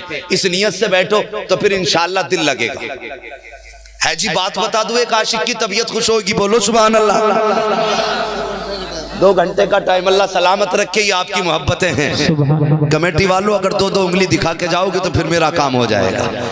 अल्लाह आपको सलामत रखे, जरा बोल दो सुभान अल्लाह। एक आशिक की दास्तान छेड़ दूं और तबीयत खुश हो जाएगी। इनमें कुछ लोग हैं जिन्होंने हज किया है, मजमे में है तो जरा हाथ उठा दे। जिन्होंने मदीना देखा है, अल्लाह सलामत रखे माशाअल्लाह। इसलिए नहीं उठवा रहा हूं मैं कि तुम्हें दिखाऊं, इसलिए उठवा रहा हूं मैं देखूं, मुझे बात करनी है, ठीक है। बैठे, इसका मतलब हाजी। अच्छा, तुमने जब मदीना शरीफ गए होगे, हजरत सलमान फारसी के बाग के ताल्लुक से सुना होगा, सुना के नहीं? सलमान फारसी का बाग, वो एक आशिक की दास्तान की कहानी है। ये तो सुना होगा, मदीने में बिना गुठली की खजूर मिलती थी, खाई भी होगी। अब तो लोग ऑपरेशन करके गुठली निकाल देते, इसलिए कि वो बाग वहाबियों ने काट दिया। ये बात सुन लीजिए, गुठली ऑपरेशन करके निकाल देते हैं। जो बाग था असली बिना गुठली की खजूरों का, वो वहाबियों ने काट दिया। क्यों? सुन्नी जाते थे, उसे चूमते थे। क्यों चूमते थे? मेरे मुस्तफा ने अपने हाथों से लगाया था। है उस बाग की एक कहानी सुना दी। कमेटी वालों, तवज्जो आपकी भी चाहिए। मुझे लगना चाहिए आप नात नहीं, तकरीर भी सुनना जानते हो, क्योंकि बात तो नबी की होगी ना, लहजे में हो या बातों में हो, मिठास तो बराबर आनी है ना। क्यों हजरत, खैरियत है? हाँ, बस दुआएं चाहिए मिंबर वालों की माशाअल्लाह। बोल दो जरा सुभान अल्लाह। मेरे नबी दीवान अपने आशिकों पे कितनी नजर रखते हैं और कितना गहरा ताल्लुक है। आका की अंजुमन सहाबा की ऐसे सजी, सामने सहाबा बैठे, बहुत गौर से सुनना, सामने सहाबा बैठे, उनमें सरकार का एक बूढ़ा सहाबी है, दाढ़ी के बाल सफेद, सर के बाल सफेद। अचानक आका को देखते देखते आका का वो गुलाम रोने लग गया। क्या कमी होगी उस महफिल में, जहां सामने वो बैठा जिसके सदके में कायनात बनी है। वो कितनी मुबारक आंखें होंगी जो महबूब का चेहरा तकती होंगी, कितनी मुबारक आंखें होंगी। सहाबा देख रहे हैं, एक सहाबी बैठे बैठे रोने लग गए। रोने लगे ना, मेरे नबी की नजर करम उठ गई। वो पैगंबर जो जानवरों को रोता हुआ नहीं देख सकता, वो सहाबी को कैसे रोता हुआ देख सकता है? बात समझ में आएगी तो बोलेंगे सुभान अल्लाह। वो सहाबी को कैसे रोते हुए देख सकता? मेरे नबी ने फरमाया, सलमान जी आका का मेरे बूढ़े सहाबी रोने की वजह क्या है? अर्ज करते हैं, सरकार क्या बताऊं, कितने बाजारों में बिका हूं। जब से मैंने अपने पादरी से सुना था कि नबी आखिरुज़्ज़मा के आने का वक्त आ गया है और वो इतनी शान वाला पैगंबर होगा कि जो उसको मना लेगा वो रब को मना लेगा, जिससे वो राजी हो जाएगा उससे रब भी राजी हो जाएगा। आका, जब से मैंने ये सुना ना, मुझे धुन थी मैं आपके कदमों तक पहुंच जाऊं। आका, मैं जिस पादरी के पास रहता था, मैं चर्च में उसकी खिदमत करता रहा। जब उसकी मौत का वक्त आया, मैंने उससे कहा, मुझे पता मैं किसके दरवाजे जाऊं जो मुझे मोहम्मद की चौखट तक पहुंचा दे। उसने दूसरे पादरी की तरफ भेजा, मैं उसके पास गया, उससे मैंने पूछा। जब उसकी मौत का वक्त आया, मैंने कहा, तू बता अब कहां जाऊं। उसने मुझे तीसरे शहर की तरफ रवाना किया। आका, जब मैं उस शहर की तरफ चला, मुझे लोगों ने पकड़ लिया। पकड़ने के बाद गुलाम बना के बाजारों में बेचा। आका, मैं आपकी मोहब्बत में बिकता रहा, कितने शहरों में बिका हूं, कितनी गलियों में सौदा हुआ है, लेकिन दिमाग में सिर्फ एक खुमार था, अल्लाह कोई ऐसा दिन आए कि बेचने वाला यहाँ का हो, खरीदने वाला मुस्तफा के शहर का हो, खरीदने वाला मुस्तफा के शहर का हो। आका इसी उम्मीद पे बाजारों में बिकता रहा। बिकते बिकते एक दिन शहर मदीना आ गया। मुझे पता चला कि आखिरी पैगंबर हिजरत करके इसी मदीने में आएंगे। सरकार, जब आप हिजरत करके आए, उस वक्त में खजूर के बाग में मौजूद था। मुझे पता चला कि आप आ गए हो तो आका मैं आ गया और आपने गुलामी में ले लिया, लेकिन एहसास इस बात का है आका कल मुझे जिस यहूदी ने खरीदा था आज भी उसका गुलाम हूँ। आका दिल पे आपका कब्जा है, मेरी जान पे उसका कब्जा है। सरकार बस इस ख्याल ने रुला दिया है आका कहीं उसी की गुलामी में तो दुनिया से न चला जाऊं। आका मेरा दिल चाहता था कि मेरी जान पे भी आपका कब्जा हो, मेरे ईमान पे भी आपका कब्जा हो। सरकार मुझे उसकी गुलामी से आजाद होने की तमन्ना है। मेरे नबी ने इतना सुना है, इरशाद फरमाते हैं जा सलमान अपने मालिक के पास चला जा, उससे जाके पूछ कर वो तुझे बेचेगा। इतना सलमान फारसी ने सुना है, आंखें बरसने लग गई, रो के कहते हैं आका मुझ बूढ़े को कौन खरीदेगा, मेरा तो कोई खरीदार भी नहीं है। मुस्तफा मुस्कुरा के फरमाते हैं सलमान जिसका कोई खरीदार नहीं उसका मदीने वाला खरीदार है। सुभान अल्लाह सुभान अल्लाह। जिसका कोई खरीदार नहीं उसका मदीने वाला खरीदार है। सुभान मदीने वाला खरीदार है। इतना जुमला कहा मेरे नबी ने, कहा जाके पूछ तो 70 साल के बूढ़े की चाल क्या होती है, कैसी होती है देखा होगा। जब चलता है ना तो कदम भी डगमगाते हैं, हाथ पैर भी कांपते हैं, होठ भी हिलते हैं। ये सलमान फारसी की चाल थी। लेकिन जब आज जा रहे हैं ना अपने मालिक यहूदी के दरबार में, आज चाल बदल गई, ढाल भी बदल गया। यहूदी कहने लगा सलमान, कहा क्या, कहा आज अंदाज बदले हुए नजर आ रहे हैं, क्या मामला। आप फरमाते बेचेगा, उसने कहा तुझ बूढ़े को कौन खरीदेगा। मुस्कुरा के कहते हैं मेरा नबी खरीदेगा। कीमत बता, कीमत बता। वो कहने लगा आज मजा आया, आज दुश्मन को नीचा दिखाने का मौका है। उसे पता नहीं था आज पाला किससे पड़ गया है। वो सोचने लगा आज मौका लगा है। अपने 4 यारों को बैठा के कहने लगा करना क्या है, मामला मोहम्मद का है। उसने कहा इतनी कीमत बता दो जो वो दे ना पाए। कहने लगा यार सुना 7-7 दिन उनके घर में चूल्हा नहीं जलता, कई दिन का फाका होता है। कहने लगा हाँ तभी तो मजा आएगा, कीमत बढ़ा के बताना ताकि मोहम्मद न दे पाए। इन्हें पता नहीं था मेरे नबी की शान का मामला तो ये है, मालिक के कौनैन हैं, को पास कुछ रखते नहीं, दो जहां की नेमतें हैं उनके खाली हाथ में, आज सौदा किससे हो रहा है। यहूदी कहता जा अपने नबी से जाके कह दे अगर तुझे खरीदना चाहते हैं तो मुझे 250 ग्राम सोना चाहिए, 250 ग्राम सोना चाहिए, और मुझे उसने कहा कि 2.5 किलो चांदी चाहिए और 100 पेड़ खजूरों के चाहिए, और खजूर के पेड़ भी ऐसे हो जिन पे फल लगा हो, वो भी पका हो। पता था कि ये मौसम खजूरों का नहीं है, लेकिन फिर भी इतनी बड़ी शर्त लगाई और कहता सलमान, कहा हाँ और ये भी कह देना 7 दिन के अंदर इतना सामान चाहिए, अगर 7 दिन में ये कीमत नहीं दी गई तो तुम आजाद नहीं होगे। सलमान ने गर्दन झुकाई है, आका की मस्जिद में तशरीफ लाए, नमाज अदा की। मुस्तफा फरमाते सलमान पूछा मालिक से कितनी कीमत लगाई है, कहते आका हाँ। कब बताओ कितनी कीमत लगाई है। अर्ज करते सरकार कीमत तो बहुत लगाई है। कब बता तो सही कितनी कीमत लगाई है। अब जो समझदार होंगे इंशाअल्लाह चुप नहीं बैठेंगे, अल्लाह सलामत रखे आपको। का कीमत कितनी लगाई है। सलमान कहते हैं 250 ग्राम सोना मांगा है, 2.5 किलो चांदी मांगी है, 100 पेड़ खजूरों के मांगे हैं, वो भी ऐसे जिन पे खजूर लगे हो, वो भी पके हुए होने चाहिए। आका मौसम भी नहीं है और वक्त 7 दिन का दिया है। मेरे मुस्तफा मुस्कुरा के कहते हैं सलमान बस इतनी सी कीमत लगाई है। सुभान अल्लाह। अल्लाह तुम्हारी समाअत सलामत रखे। सुभान अल्लाह। बड़े अच्छे लोगों में बोल रहा हूँ, तबीयत खुश हो गई। नारे तकबीर, नारे रिसालत, नारे हैदरी, नारे गौसियत, फैजाने शाहदी और रजा, खतीब हिंदुस्तान हम्माद रजा साहब क़िबला, नारे तकबीर। सुभान अल्लाह माशाअल्लाह। मेरे आका ने क्या फरमाया, बस इतनी सी कीमत। आका जी वो तो ठीक है ना, कीमत तो कम है लेकिन वक्त भी बहुत कम रखा उसने। कितना का 7 दिन।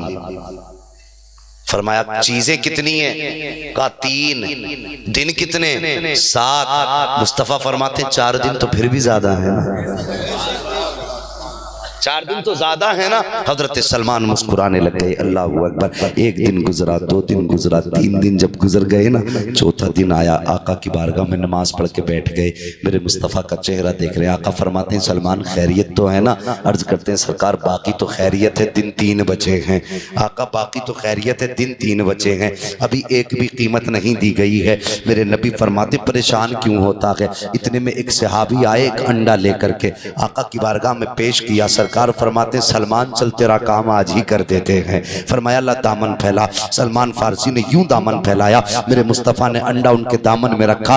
फरमाया जा अपने मालिक के पास चला जा, अगर वो पूछे क्या लेके आया है तो कहना कीमत लेके आया हूँ। वो पूछे कितनी लाया है तो कह देना खुद देख ले, बस काम हो जाएगा। अब जब सलमान फारसी गए हैं तो सीना चौड़ा है, बाजू हाथ हिल रहे हैं और यूं जा रहे हैं जैसे कोई पहलवान आ रहा हो। उसने सामने से देखा, कहने लगा लगता है सलमान का कोई काम हो गया है। सलमान फारसी करीब पहुंचे, कहा कैसे आए हो? कहा मेरे नबी ने कीमत भेजी है। कहा क्या लाया है? कहा खुद देख ले, खुद देख ले। कहा कितनी है? कहा तोलना तेरा काम है, लाना मेरा काम था। उसने खोल के जब देखा आपके दामन में 250 ग्राम सोना मौजूद था। उसने उसको वजन किया तो पूरा 250 ग्राम था। सर पकड़ के बैठ गया, कहने लगा अफसोस मैंने 250 ग्राम क्यों मांगा था, 2.5 किलो मांग लिया होता, कम से कम नस्लें पल जाती। आप मुस्कुरा के कहते यार अब भी कम कह रहा है, अगर तनो मांगता मोहम्मद की चौखट से वो भी दे दिया जाता। सुभान अल्लाह, सुभान अल्लाह। जब पता ही नहीं सौदा किससे कर बैठा है। मालिके कौनैन है, गोपास कुछ रखते नहीं। वो जलसे में बैठने वालों, सुबह को जाने वालों से कहना तुमने यारी अपने बिस्तर से लगाई थी, हमने यारी मदीने वाले से लगाई। वाह वाह, सुभान अल्लाह, सुभान अल्लाह। तुम्हें नींद प्यारी थी, हमें मदीने वाला प्यारा है। वाह वाह, तुम तो सो के खो गए थे, हमने मदीने वाले की प्यारी बातें सुनी है। हमने उससे यारी निभाई जो यहाँ हाथ पकड़ता है तो जन्नत में जाके छोड़ता है। सुभान अल्लाह। है जी खैरियत है? हाँ, दाएं बाएं देखते हो मुझे डर लगने लग जाता है। माशाअल्लाह ये आपकी मोहब्बत है, चारों तरफ देख के सुन रहे हैं। अल्लाह सलामत रखे आपको। तो मैंने जो बात कही याद रखना कि यारी उस नबी से लगाओ जो यहाँ नहीं छोड़ता, हाथ पकड़ता है तो जन्नत में जाके छोड़ता है। ये बिस्तर भी एक दिन छिन जाएगा, लिहाफ भी कोई उतार लेगा, कपड़े भी कैंची से काट दिए जाएंगे।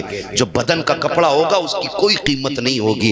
सिर्फ सफेद कपड़े में लपेट के मनो मिट्टी में डाला जाएगा ना, तो उस वक्त तुम्हारा बिस्तर काम नहीं आएगा, उस वक्त मदीने वाला काम आएगा। सुभान अल्लाह, सुभान अल्लाह। मुत्तफिक है ना मेरी बात से? तो मुत्तफिक है तो सारे बोले ना या रसूल अल्लाह, या रसूल अल्लाह। सुभान अल्लाह। ऐसा लग रहा जलसा भी शुरू हुआ है। सुभान अल्लाह। और आपकी सदाएं सुन के बिस्तर पे लेटे हुए लोग सोच रहे होंगे लगता है हम ही आए थे, लगता है बस हम ही आए थे। आवाज बता रही है पूरा मजमा बैठा हुआ है। सुभान अल्लाह। कोई बात नहीं, कुछ कुर्सियां खाली हुई हैं तो फरिश्ते तो आ चुके हैं ना। सुभान अल्लाह, सुभान अल्लाह। अल्लाह हमारी हाजिरी कबूल कर ले। आमीन। हम उससे दिल लगा के बैठे हैं जिसके सदके में सारे दिल वाले बनाए गए। सुभान अल्लाह, सुभान। आप साइड में बैठे कोई बात नहीं, लेकिन सुनते रहना। हाँ माशाअल्लाह, कोई बात नहीं है। फरमाया ये सोना तो बहुत कम तू हिसाब लगा रहा है। आ गए वापस, आए ना अगले दिन। 1 दिन गुजर गया, 5 दिन हो गए। दिन कितने बचे? दिन कितने बचे? हाँ सारी बात याद कर लें। ये वहां भी कहते हैं नबी को इख्तियार नहीं, तमाचा मारना मुंह पे। कहना तू इख्तियार की बात करता, आज तक नबी का मौजज़ा मौजूद है। दिन कितने? 2 बचे। अगले दिन फिर बैठ गए हुजूर, 2 दिन रह गए, काम भी 2 रह गए, सोना तो हो गया, चांदी रह गई। आका आज तो कोई कुछ लेके भी नहीं आया। मेरे नबी फरमाते दिल क्यों छोटा करता, जब दामन में मिट्टी भरला। सुभान अल्लाह। दामन में मिट्टी भरला। सलमान फारसी ने यूं मिट्टी भरी दामन में कि 2.5 किलो चांदी मांगी है। वो कितनी भी भर लेते, होनी तो इतनी थी ना जितनी नबी से सौदा हुआ। अगर चुटकी भर लेते तब भी 2.5 किलो। हाँ खैरियत है जी?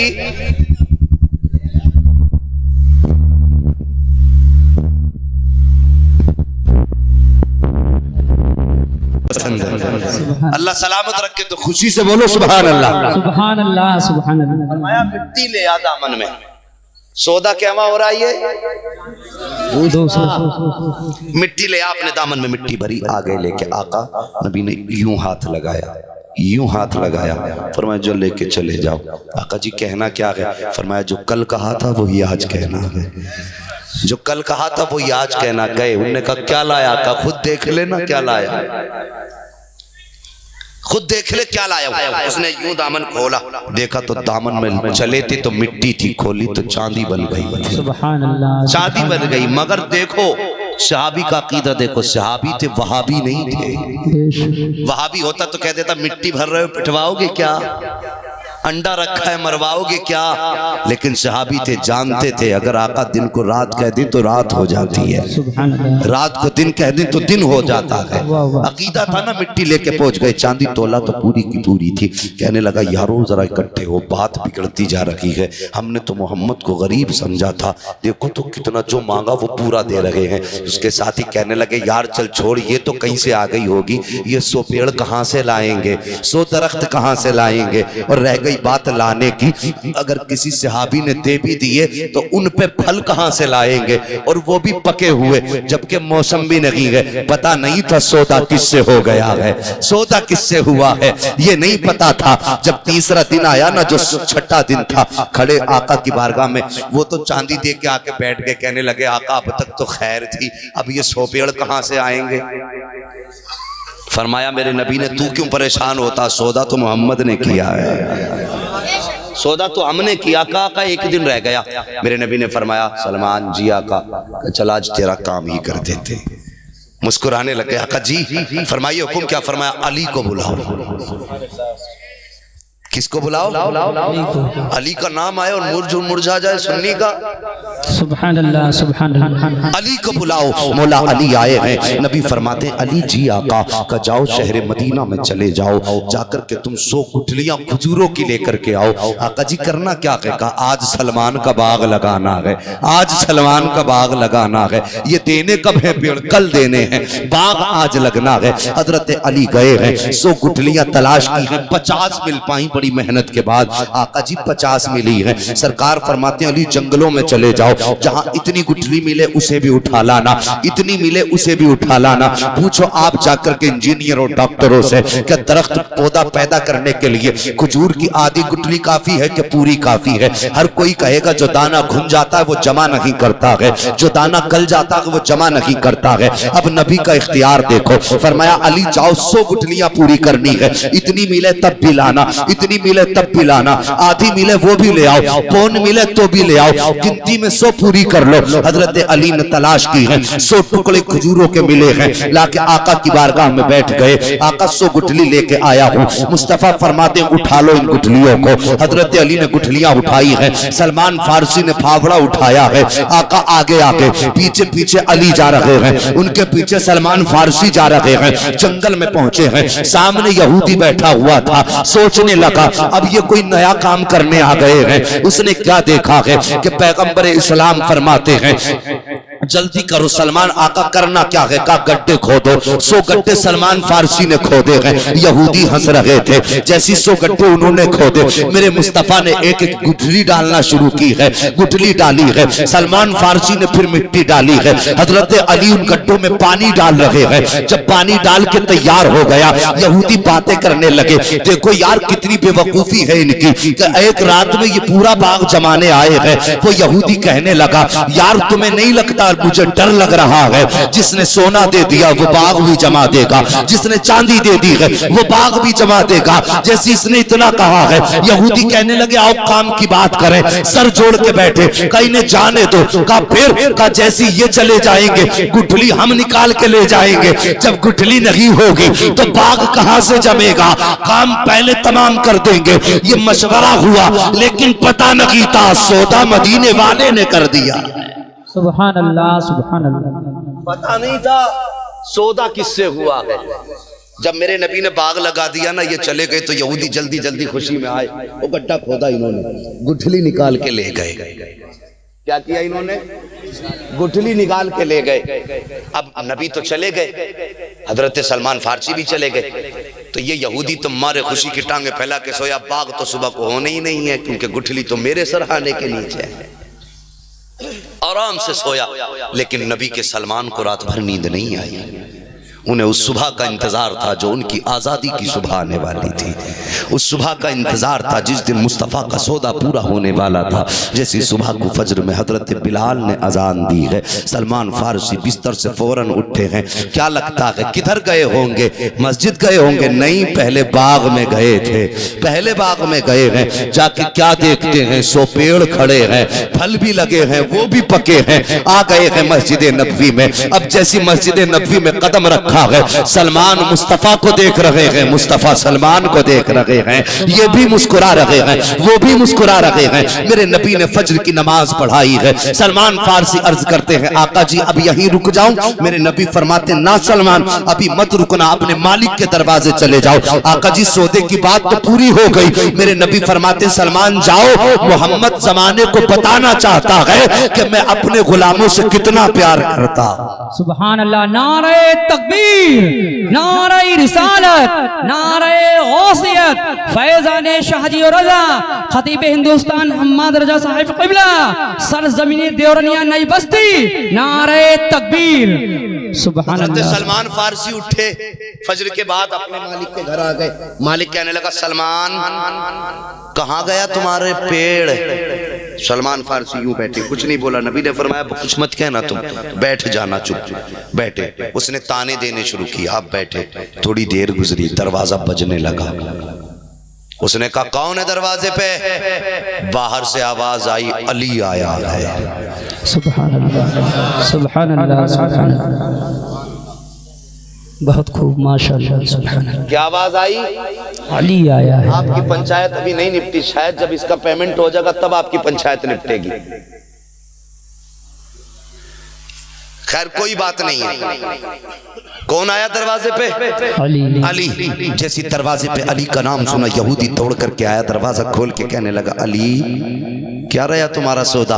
मुस्कुरा के कहते हैं, तुझे पता नहीं है, मैं सलमान को लेने आया हूँ। सलमान को लेने आया हूँ। कहा, मेरे 100 पेड़ तो मिले नहीं है। कहा, किसने कह दिया? जाके देख, तेरे 100 पेड़ तैयार हैं। कहने लगा, ऐसे नहीं मानूंगा। कहा, क्यों? कहा, देखूंगा तब मानूंगा। हजरत अली ने हाथ पकड़ा, ला के खड़ा किया वहां पे जहां 100 पेड़ थे। 100 पेड़ों में ला के खड़ा कर दिया। कहा, गिन ले, पूरे 100 पेड़ हैं, फल भी लगे हैं, वो भी पके हैं। ये सर पकड़ के बैठ गया। कहता, अली ये पौधे जम कैसे आए? ये पौधे जम कैसे आए? कहा, किस लिए? कहा, गुठली तो मैं ले गया था, ये जमे कैसे हैं? आपने एक खजूर तोड़ी, फरमाया इसे खा के देख। उसने खजूर खाई, गुठली नहीं थी। उसने कहा, न जड़ में गुठली थी, न फल में गुठली थी, मामला क्या है? अली बोले, पता नहीं, तूने सौदा मदीने वाले से कर दिया था। सुभान अल्लाह, सुभान अल्लाह।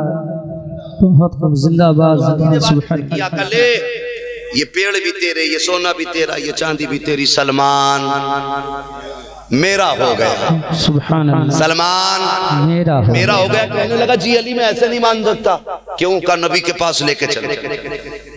नबी के पास, तेरा काम तो हो गया। कहा, नहीं जी, सौदा वहीं पूरा होगा। और कहने लगा, मैं अकेला नहीं जाऊंगा, बच्चे लिए उसने, बीवी ली अपनी, और यार दोस्त थे, सब लेके पहुंच गया। मेरे नबी ने फरमाया, कहो कुछ कमी रह गई क्या? आका फरमाते, सुन, सोना भी तेरा, चांदी भी तेरी, बाग भी तेरा, सलमान मेरा। उसने वो जो लाया था ना घर से उठा के सोना चांदी, आका के कदमों पे रख के कहता, आका जी चांदी भी आपकी है, सोना भी आपका है, पेड़ भी आपके हैं, सलमान भी आपके हैं, बस इतना कह दीजिए मैं भी आपका हो गया। सुभान अल्लाह, सुभान अल्लाह। मैं भी आपका हो गया। मेरे नबी ने कलमा पढ़ा के मुसलमान बना दिया।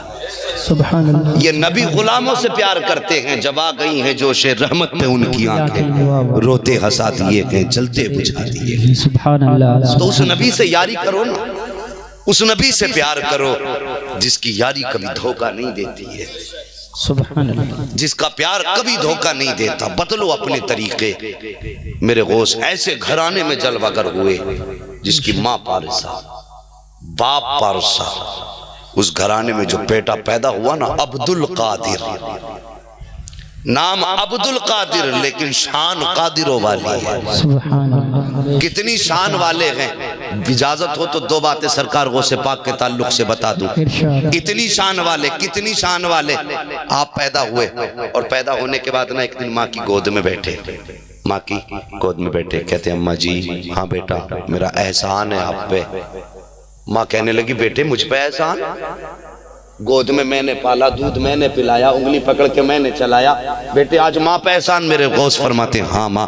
कहा बेटे कब का एहसान, तुमने कब एहसान कर दिया? आप कहते हैं अम्मी याद है एक दिन आप बाग में टहल रही थी अंगूरों के, आपने एक पका हुआ अंगूर का गुच्छा देखा था? हाँ। कहा उसमें तुम्हारा मन चाहा था कि अंगूर तोड़ के खा ले? कहा हाँ। कहा फिर आपने हाथ बढ़ाया था? कहा हाँ। कहा फिर तोड़ा था? कहा नहीं। कहा क्यों नहीं तोड़ा था? कहा बेटे मेरे पेट में दर्द होने लगा था। माँ मालूम है वो दर्द क्यों हुआ था? कहा नहीं। कहा मैं तुम्हें बताऊं, जिस अंगूर के खोशे पे तुमने हाथ बढ़ाया था उसके ऊपर बिच्छू बैठा हुआ था, अगर आप हाथ बढ़ाती वो काट लेता।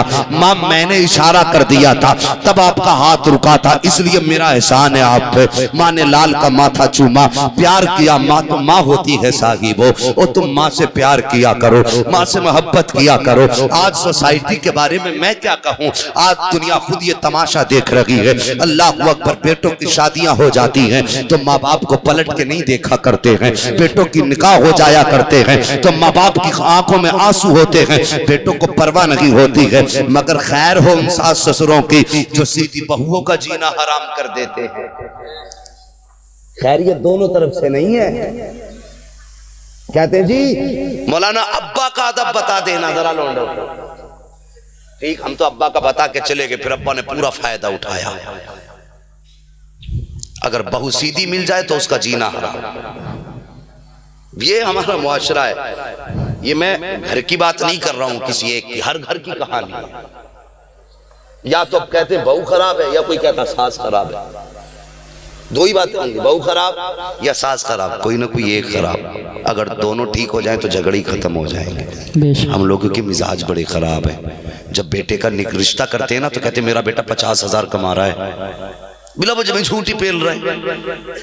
बेटा 50,000 कमा रहा है, पूरा घर चला रहा मेरा बेटा, और शादी के 6 महीने नहीं आते बुला के कहते हैं यार समझाओ ना, एक पैसे का काम नहीं करता ये। इसमें भी ठग बिद्दी चल रही है भाई कि यार समझाओ ना, कुछ करता ही नहीं, खाली टहलता रहता है।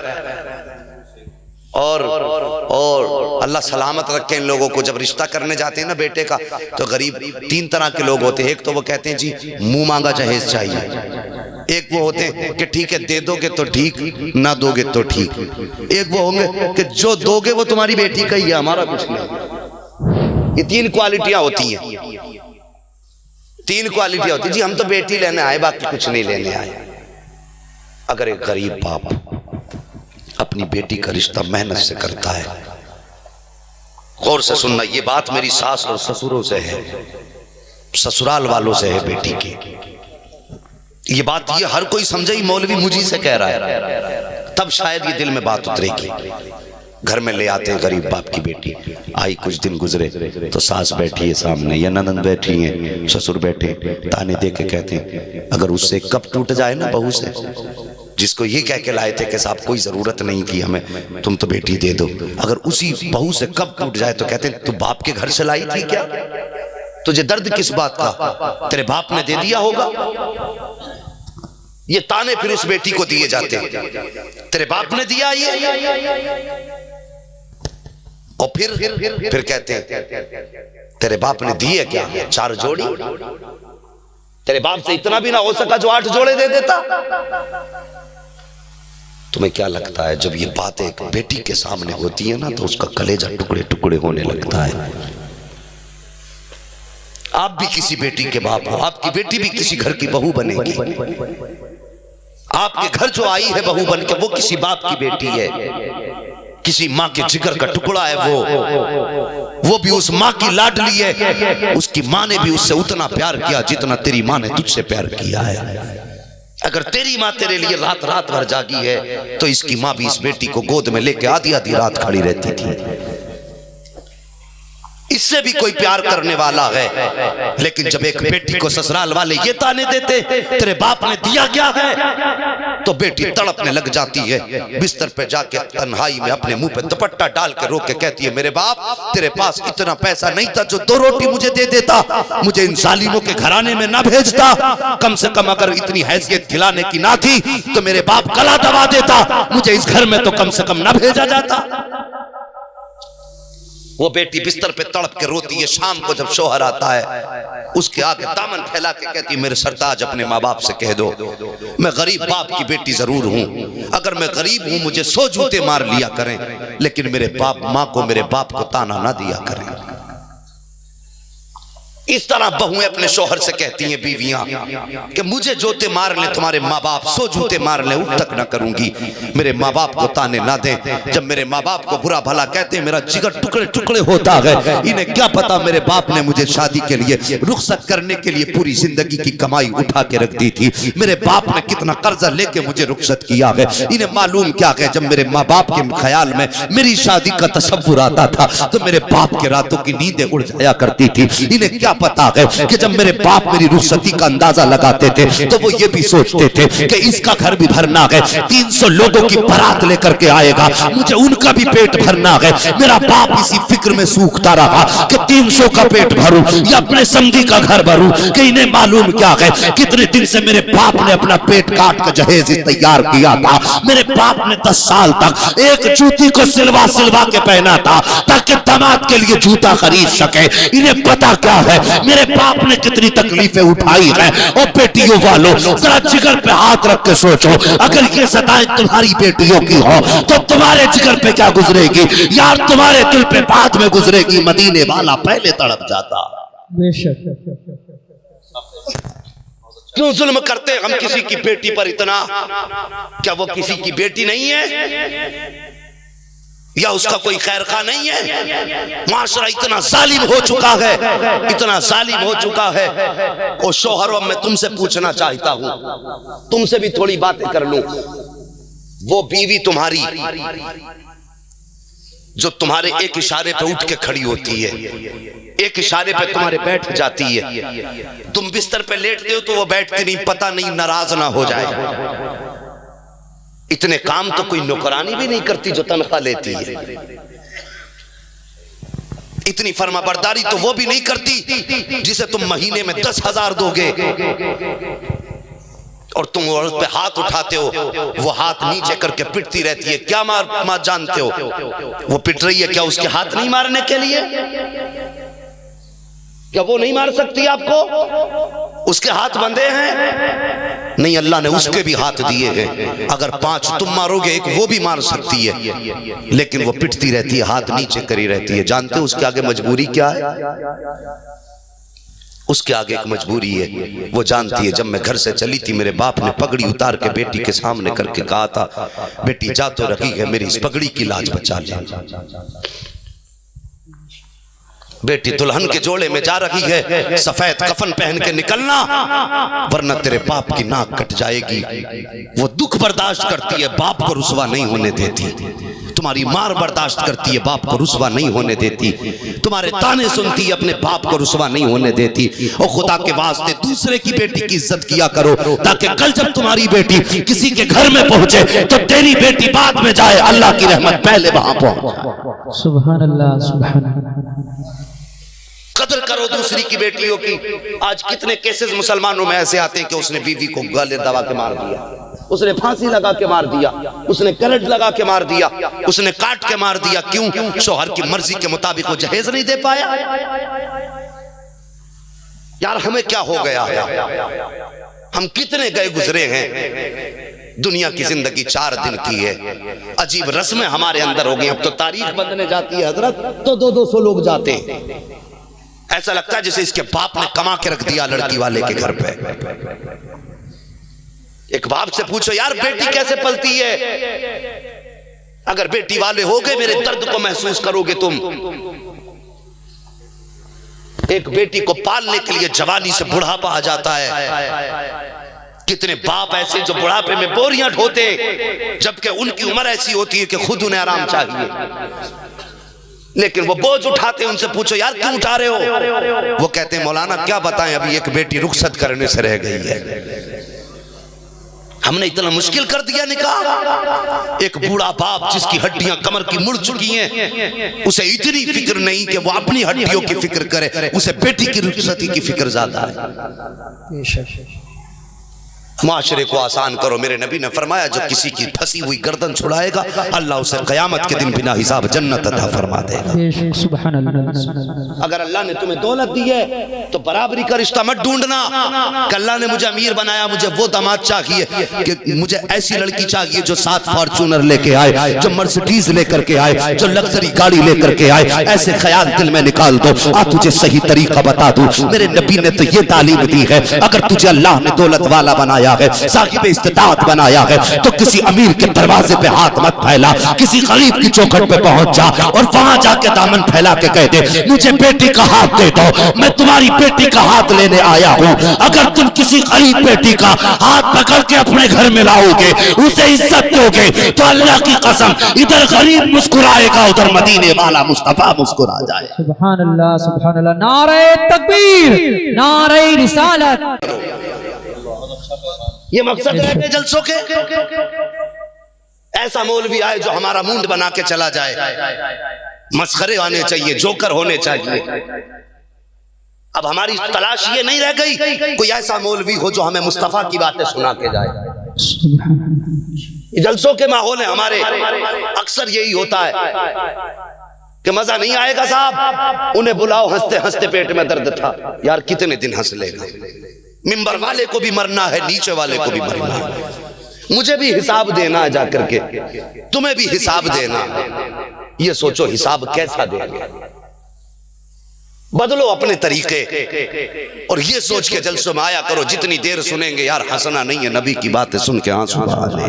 सुभान अल्लाह। अल्लाह से दुआएं मांगा करो, अल्लाह हमें महबूब का सच्चा इश्क देते। आमीन। किसी की बेटियों को सताया ना करो। अगर किसी की बहू सीधी होती है तो उस पर जुल्म होता है। होता क्या घरों के अंदर, अपने घर के अंदर बहू मौजूद है, बेटियां बैठी हैं चारपाई पे, सास क्या कहती, बहू घर में झाड़ू लगा दे, बहू बर्तन धो, बहू ये काम कर, बहू वो काम कर। पूरा दिन बेचारी थक जाती है करते करते, शाम को बिस्तर पे लेटती है तो, और अगर तबीयत खराब होती है तो सास क्या कहती है, पड़ी रहती है मक्कार, काम से जी चुराती है। यार तेरी बेटी थकती है, गरीब की बेटी नहीं थक सकती है, दूसरे की बेटी नहीं थकेगी। जितना तुम अपनी बेटी से प्यार करते हो उतना ही दूसरे की बेटी से प्यार करो, ये इस्लाम है। अगर आपने जलसे में आके मेरी बात ना मानी तो बेकार है तुम्हारा जलसे में आना। मैं साफ कह के जाता हूं, बेकार है आना। कम से कम इतना तो मान के जाना, जैसे हम अपनी बेटी की इज्जत करेंगे वैसे हम दूसरे की बेटी की इज्जत करेंगे। इंशाअल्लाह जी, मानेंगे ये बात इंशाअल्लाह। इंशाअल्लाह यकीन जानो अगर किसी गरीब का भला हो गया तो सिर्फ मेरा भला नहीं होगा, जलसा कराने वालों का भी भला हो जाएगा, जलसे में आने वालों का भी भला हो जाएगा। सुभान अल्लाह, सुभान अल्लाह। मेरे नबी महराज में गए, अल्लाह ने महबूब से वादा किया, महबूब मेरा वादा है जो किसी का टूटा हुआ दिल जोड़ देगा मैं उसे बिना हिसाब के जन्नत अता कर दूंगा। सुभान अल्लाह। तो कोशिश ये करो किसी का दिल ना टूटे। दिल की दास्तान बड़ी अजीब है, मैं बात दिल पे नहीं करूंगा। अब इसी के अपोजिट एक बात और कर लूं आपसे। अगर बहू सीधी होती है और सास ससुर तेज होते हैं तो बहू पे जुल्म होता है। अगर माँ बाप सीधे होते, लड़का और बहू तेज मिल जाते, फिर माँ बाप पे जुल्म होता। क्यों? हमें अपनी ड्यूटी सही से करनी है। ये तहिया कर लीजिए, हमने देखा है 4 बेटे हैं लेकिन माँ बाप के रास्ते पे खड़े होकर भीख मांग रहे हैं।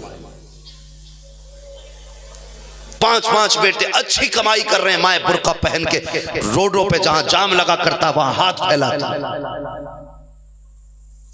क्यों? 5 बेटे होते हुए मां भीख मांग रही है। जवान बेटे घर में बिस्तर पे टांगे फैला के सो रहे, बाप भीख मांग रहा है बाजार में। तुम कहोगे साहब हम में से किसी ने ऐसा नहीं किया। चलो भीख छोड़ो, ईमानदारी से बताना तुम में कौन ऐसा जो अपने से बेहतर बिस्तर बाप के लिए बिछाता हो। मैं हाथ नहीं उठवाऊंगा किसी का भी और न वादा लूंगा, दिल में झांक के देखो अपने। मौसम बदला तो ड्रेस बदल गई, पिछले साल थी गर्म लेकिन अब नई लानी है।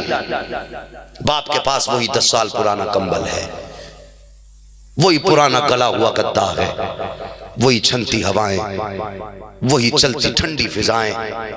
बाप उसी में पैबंद लगा लगा के उसी कंबल को ओढ़ रहा है। बेटे को इतनी तौफीक नहीं होती कि 1000-2000 रुपए का बाप को नया कंबल ला के दे दे। अपने शौक के लिए 2500 रुपए के जूते खरीद लेगा, बाप की जरूरत के लिए 2000 का कंबल ला के नहीं दे सकता। अपने आप जब सोता है कमरे में ऐसे बंद कर देता है कि हवा का बिल्कुल जरा सा शायबा भी नहीं जा सकता। बाप वही पुराने छप्पर में पड़े हैं, हवा आ रही है तो बाप को लग रही है, बारिश आ रही है तो छींटे बाप को आ रही है, कोहरा है तो बाप के बिस्तर से लिपटा हुआ। यार क्यों करते हैं बाप के साथ ऐसा? बाप दुश्मन है? जितने औलाद वाले मेरी बात को समझेंगे। अंदाज़े बयां मेरा बहुत शौक नहीं है, शायद के उतर जाए तेरे दिल में मेरी बात। मैं एक दर्द लेके आपके बीच आया, मैं तकरीर के जौहर दिखाने नहीं आया, बस जहां भी जाता हूं नबी की बात करता हूं ताकि नबी की बात सुन के हम उस पर अमल करने की कोशिश करें। ये मेरी अपनी फितरत है यार। तुम किसी को भी बुला लेना, लेकिन बुलाने से पहले कह देना नबी की बातें बता के जाना, जिसे सुन के हम भी बदले, हमारा मुआशरा भी बदल जाए। खाली मुआशरे को गाली देने से कुछ नहीं होता। मैं तुम्हें गालियां देने लगूं इससे तुम सुधरोगे नहीं। तुम ऐसे हो, तुम वैसे हो, ये कहने से काम नहीं चलता। कम से कम इन्हें ये भी बताओ करना क्या है और करना कैसे है। मेरा ये मिजाज अपना है। माँ बाप आपके पास औलाद है, मेरे पास अल्लाह ने मुझे एक बेटा दिया है। मैं रात को पहुंचा, तबीयत उसकी खराब थी। तुम्हें सच बताऊं बाखुदा, जब तक उसका बुखार उतर न गया, वो सो न गया, मुझे नींद नहीं आई, जबकि मैं 24 घंटे का जागा हुआ था। मुझे सोचना चाहिए अगर मुझे मेरा बेटा इतना प्यारा है तो मैं अपने माँ बाप को कितना प्यारा रहा हूँगा।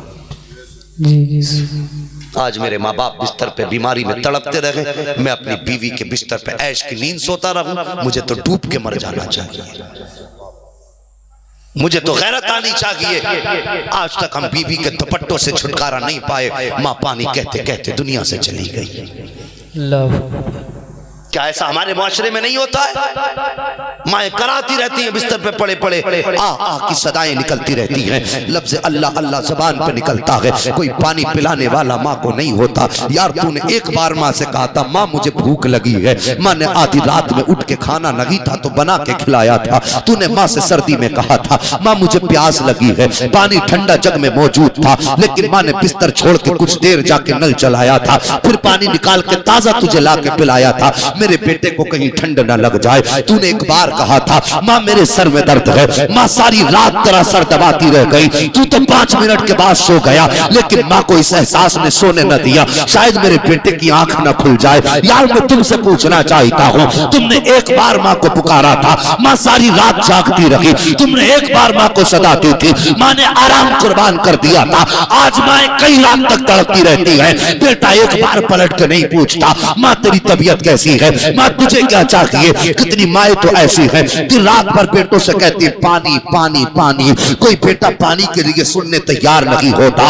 वही बूढ़ी माँ जिस पर बुढ़ापा अगर आया है तो बच्चों की परवरिश की वजह से आया है, जो कमजोर हुई है तो तुझे खूने जिगर पिला के हुई है। अगर तुझे सीने का दूध ना पिलाया होता तो आज वो तेरी मोहताज नहीं होती, उसके बदन में ताकत होती, वो तुझसे पानी मांगती है, तू लेटा रह जाता है। यार हया किया करो, कभी रात में उठ जाया करो। माँ एक सदा दे तो सब कुछ छोड़ दिया करो, बिस्तर भी छोड़ दो, ऐश भी छोड़ दो, माँ की खिदमत में चले जाओ, इसलिए कि तुम्हें सिर्फ माँ ने नहीं बुलाया बल्कि तुम्हें खुदा ने जन्नत में बुलाया। सुभान अल्लाह। नारे तकबीर, नारे रिसालत, नारे गौसियत, अज़मते वालिदैन हजरत अल्लामा मुफ्ती हम्माद रजा साहब क़िबला, नारे तकबीर। ओ लोगो, माँ बाप बूढ़े हो गए, तुम्हारी शादी हो गई तो तुमने उनका बिस्तर उठा के चारपाई उठा के बाहर फेंक दी। फिर बहुएं कहती है मुझसे बुढ़े की खांसी नहीं देखी जाती, इसका थूक बर्दाश्त नहीं होता, बस ये किसी दिन मर जाए। तो बेटा बड़ा खुश होता है कि कुछ दिन की और बात है, अब्बा जाने वाले हैं। वो जवानों, मैं तुमसे एक बात कह दूं, बाप को इतना बेकार ना समझना। बाप अगर बिस्तर पे पड़ा है ना तब भी तुम्हारी जिंदगी की पूरी सल्तनत संभाल के लेटा है। अगर पड़ा भी है बिस्तर पे, इस दिन का एहसास तुम्हें कब होगा? जिस दिन बाप की चारपाई दरवाजे से उठ जाएगी और तुम किसी परेशानी में घिरे होगे और कोई तुम्हें मशवरा देने वाला नहीं होगा।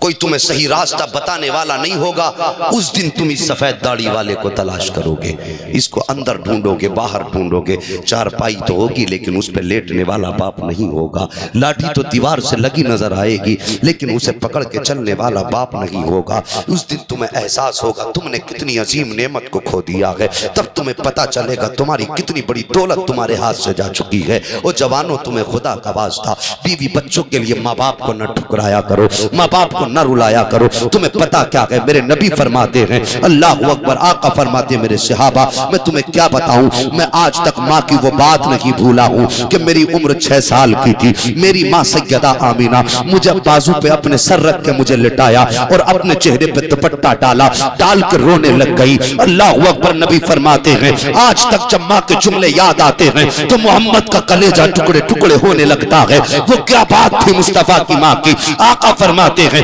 मेरे नबी ने फरमाते हैं, मेरी माँ ने यूं चेहरे पे दुपट्टा डाला और रोने लग गई। मैंने कान लगा के सुना, मेरी माँ कह रही थी, अल्लाह बाप का साया तो मेरे बेटे का पहले जा चुका है, अगर मैं चली गई तो मेरे मोहम्मद का क्या होगा, अल्लाह मेरे लाल का क्या होगा। आका फरमाते हैं, अगर आज भी माँ की ये बात याद आ जाती है, मेरा कलेजा टुकड़े टुकड़े होने लगता है। कोई मोल माँ के प्यार का? किसी ने कहा था, मरते मरते भी दुआ जीने की दे जाती है माँ। माँ तो वो है जिसकी अपनी सांसें अटकती होती हैं, हाथ उठा के कहती है, अल्लाह मैं तो चल बसी, मेरे लाल को सलामत रखना। अगर तुम तरक्की कर रहे हो इसमें तुम्हारा कमाल नहीं, यकीनन तुम्हारे माँ बाप का कमाल है, तुम्हारे माँ बाप का कमाल है। अगर तुम हवाओं में उड़ रहे हो तो तुम्हारी माँ की दुआएं हैं, अगर फिजाओं में तुम्हारा नाम गूंज रहा है तो तुम्हारे बाप की मेहनत का असर है। तुम ये मत समझना तुमने अपनी मेहनत से तरक्की हासिल की है, तुमने तालीम हासिल की तब बड़े बने हो, तुमने डिग्रियां हासिल की तब बड़े बने हो, नहीं, बल्कि सच तो ये है, बुलंदियों का बड़े से बड़ा निशान छुआ, उठाया गोद में माँ ने तब आसमान। सुभान अल्लाह, सुभान अल्लाह। जो बुलंदियां तुम्हें या मुझे मिल रही है, यकीन जानो माँ बाप की दुआओं का सबब। बेशक, सुभान अल्लाह। नबी ने फरमाया, जिस बूढ़े की चारपाई तुम बाहर फेंक देते हो ना बोझ समझ के, तुझे पता क्या है, जो तेरे घर में रिज़्क़ उतरता है ना, इसी बूढ़े की ठोकरों के सदके में उतरा करता है। वक्त बहुत हो गया, अगर वक्त होता मैं तुम्हें बताता। मेरे भाइयों, माँ बाप की कदर करो, नहीं माँ बाप की कदर करो। नहीं चाचा जी मुझे बहुत दूर जाना, बनारस निकलना, मेरी ट्रेन का टाइम हो जाएगा। नहीं भाई, मेरी बात, मैं चलिए कदर करता हूँ आप लोगों की बात की। अल्लाह ताला हमें अमल की तौफीक अता फरमाए। और लोगों गौर करना मेरी बात पे, जो मैं अर्ज कर रहा था, माँ बाप की कदर कर लो। ये चले गए तो फिर नजर नहीं आते, ये फिर नजर नहीं आते। और तुम्हें बताऊं माँ बाप होते क्या है। जवानों में तुमसे बात कर रहा हूँ, आज हमारा मिजाज देखो, शादी के बाद पलट के माँ बाप को नहीं देखते। एक बीमारी हमें लगी है सबसे ज्यादा, मोबाइल की। इतने से लेके इतने तक सब डूबे पड़े उसी में। बूढ़े माँ बाप शाम को रास्ता तकते, बेटा आएगा उससे अपनी बीमारी बताएंगे, अपनी जरूरत बताएंगे, थोड़ी दिल की बात करेंगे। बुढ़ापे में आदमी फिर कोई बूढ़े आदमी को मुंह नहीं लगाता। जवान बेटा चौराहे पे बैठ के अपने मन की बात कर लेता है, यारों में बैठ के दांत फाड़ लेता, अपना तो दिल लगा लेता है। बूढ़े माँ बाप चुप बैठे रहते हैं, सुबह से शाम हो जाती है, कोई ये पूछने नहीं आता बखैरियत है कि नहीं। जो जवाब देने की ही वजह से इतना बोलने में ठीक हूँ, उनसे कोई इतना नहीं पूछता। वो सोचते शाम को बेटा आएगा ना, उससे अपने दिल की बात करूंगा, शाम को बेटा आएगा उसके साथ बैठूंगा। माँ बाप ये सोच के रास्ता तकते। सुबह जब बेटा निकला था, मोबाइल का बटन दबाता हुआ गया था, शाम को घर में आया है ना, तो बूढ़े माँ बाप देख रहे हैं, बेटा एक बार तो इधर देख ले, बेटा एक बार तो इधर देख ले। बेटे को बाप की तरफ देखने की फुर्सत नहीं, बेटे को फुर्सत है सिर्फ मोबाइल देखने की। वो मोबाइल में उंगली करते करते अंदर चला जाता है, खाना खा रहा है, मोबाइल चला रहा है, पेट भर गया, जानवरों की तरह बिस्तर पे लेट गया, मोबाइल चलाते चलाते आंख लग गई। बूढ़े माँ बाप हसरत लिए बिस्तर पे बैठे बैठे, जिनकी सुबह से शाम हो गई है, वो रात को बिस्तर पे करवटें बदलते, मेरा बेटा क्यों नहीं आया, मैंने इसकी परवरिश में क्या कमी की थी, मैंने तो हर जतन करके इसे पाला था। इसने मुझसे जवानी में एक बार कहा था, अब्बा मुझे नए जूते लेने हैं, तो मेरे पास इतना बजट नहीं था कि मैं बेटे को नए जूते लेके दे देता। मैंने अपने मालिक से कहा था, साहिब मुझसे ओवर टाइम ड्यूटी ले लो, मगर मुझे तनख्वाह थोड़ी बढ़ा के दे दो, मुझे एडवांस में तनख्वाह दे दो, मजदूरी करके तुम्हारी तनख्वाह भर दूंगा।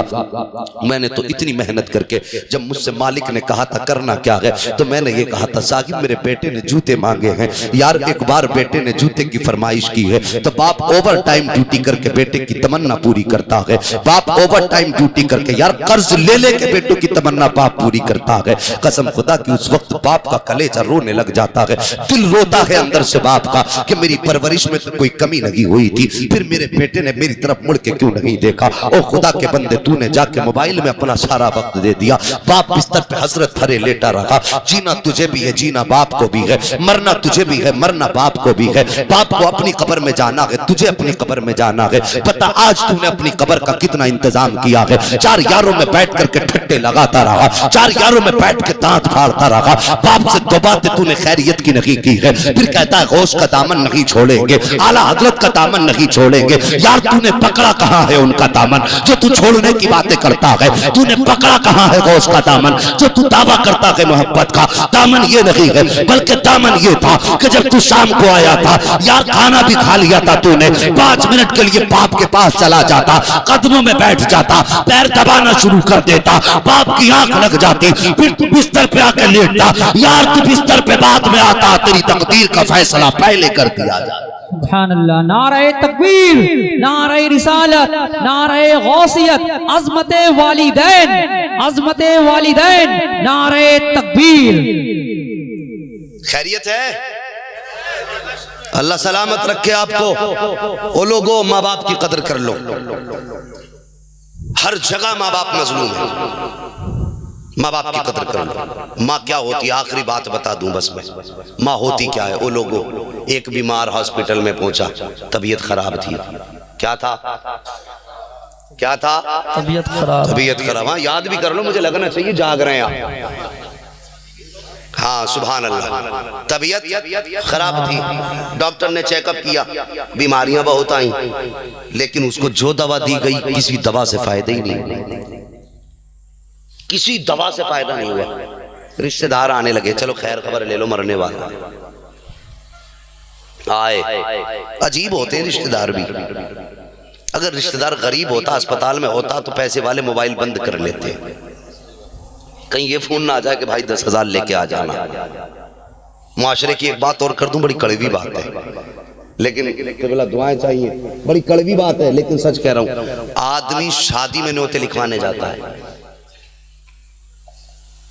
जिसने शादी की है बेटी की या बेटे की, उसके पास इंतजाम तो होगा ना।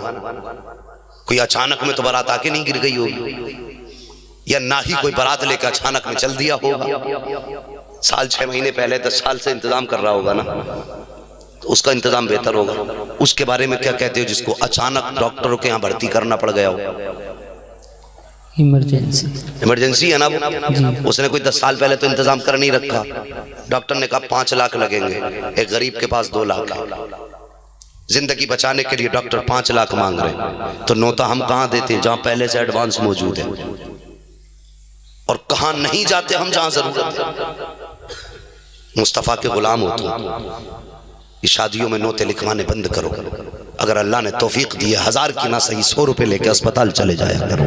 सुभान अल्लाह, सुभान अल्लाह। 100 रुपए लेके अस्पताल चले जाया करो, और वहां लिखवा के मत आना, उसकी जेब में डाल कहना भाई हम जिस तरह से हैं तेरे साथ हैं, और ये तुझे कर्जा नहीं दे रहे हैं, हम अपने भाई होने का सबूत तुझे दे के जा रहे हैं। सुभान अल्लाह। तुमने नोते में उससे लिखवाया, लिखवा के कहते हैं लिख दे। मकसद क्या होता है कि 1000 दे रहे हैं, 1100 ये दे के आएगा। जी जी जी जी है कि नहीं? यही मतलब होता ना। और कहते हैं नाम लिखो भाई बड़ा बड़ा करके, ताकि मेरे बेटी की शादी हो तो ये 15,000 लेके आए। एड्रेस पूरा लिखवाते हो। यार तुम जानबूझ के उसे मकरूज कर रहे हो। बताना, जरा सच बताना, अगर एक ही बंदा है उससे तुम्हारा व्यवहार है, अगर वो मर गया तो उसका कर्जा कौन अदा करेगा? सोचा कभी? मर गया कर्जा कौन देगा उसका?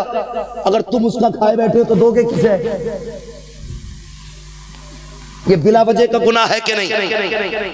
कुछ आखिरत की भी सोचा करो। तो जरूरी ये नहीं है शादी में जाके नोता लिखवाया जाए, जरूरी ये नहीं है कॉपियों में जाके लंबे लंबे एड्रेस लिखवाया जाए। अल्लाह अकबर, जरूरी ये है अगर आका का कोई भी उम्मती अस्पताल में इलाज के लिए तड़पता हो तो जेब में तेरी हैसियत अगर 100 की नहीं 50 डाल ले, कम से कम 5 वक्त की दवा तो उसकी आ जाएगी। अगर अल्लाह ने चाहा उसी दवा से शिफा मिल गई तो इधर गरीब मुस्कुराएगा, उधर मदीने वाले का करम हो जाए।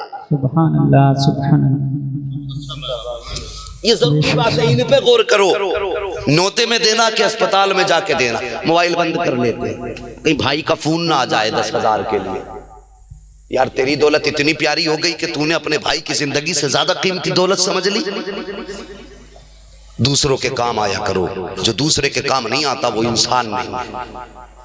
बात सुन लो साहब, सिर्फ ये चेहरा होना इंसानियत के लिए काफी नहीं है। 6-6 रोटी खा जाना, 2-2 किलो गोश्त खा देना, ये इंसानियत की अलामत नहीं है।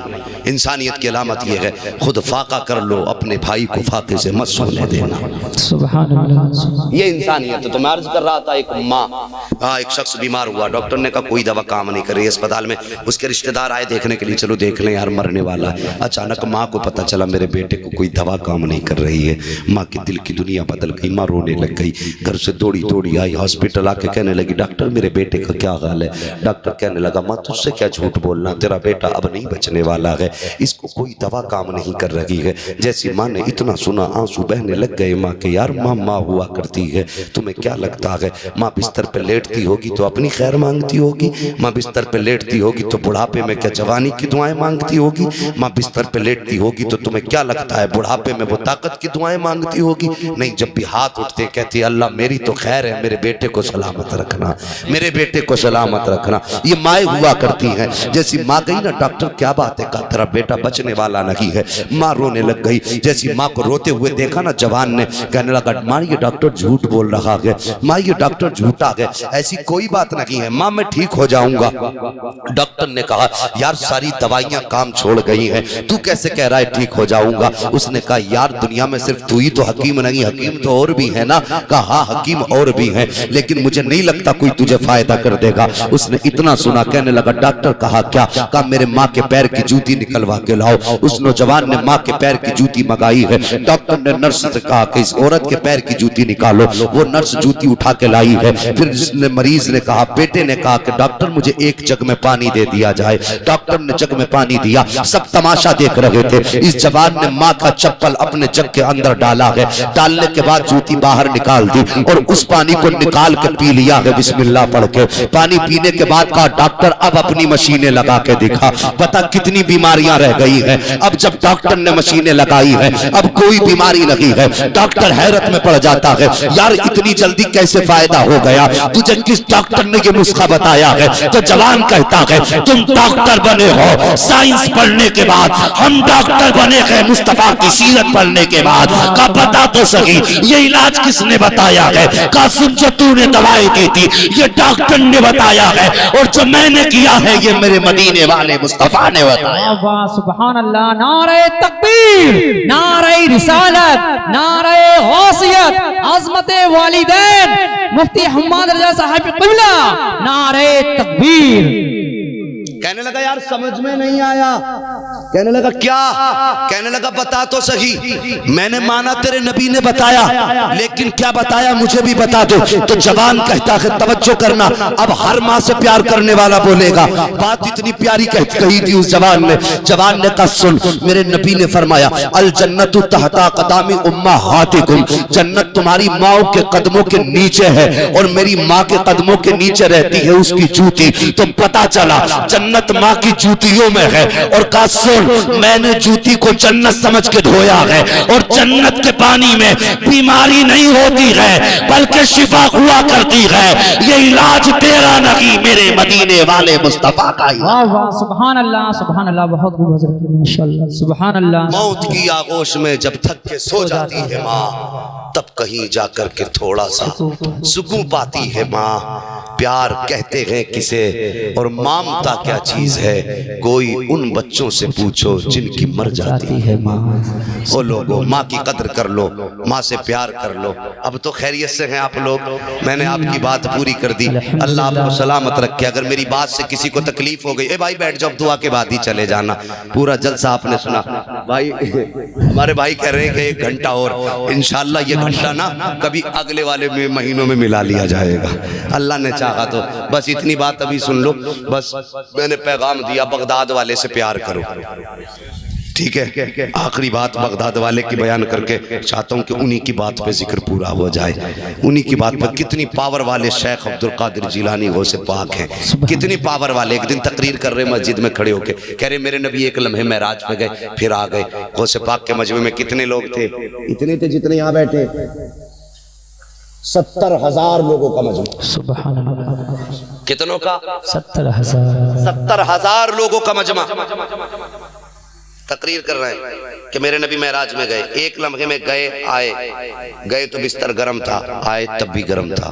गए तो जंजीर हिल रही थी, आए तो हिल रही। एक यहूदी गुजर रहा था सामने से, कहने लगा यार ये बाबा बड़ा अजीब है, इतनी जल्दी तो कोई छत पे से जाके नहीं आता, ये तो आसमानों की बात कर रहे हैं। मेरे गौस ने दिल का हाल जान लिया, तकरीर के बीच में एकदम जलाल आया, कहने लगे ओए मैं अब्दुल कादिर हूँ।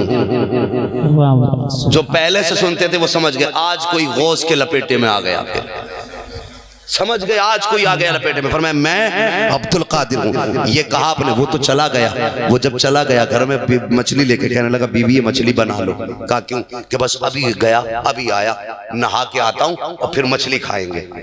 ये तो चला गया नहाने के लिए, बीवी बैठ गई मछली बनाने के लिए। तो जब गया कपड़े उतारे, गोता लगाया, मान नहीं रहा था ना लम्हों में होता क्या है, गोता लगाया। जब पानी के अंदर गया तो था, जब निकला तो थी। जी। जब पानी में गोता लगाया तो था, और जब सर निकाला तो थी। चक्कर में पड़ गई, ये था थी कैसे हो गई। और देखा कनारा भी नहीं वो, कपड़े भी नहीं वो, इलाका भी नहीं वो, अब लड़की बन गए जनाब।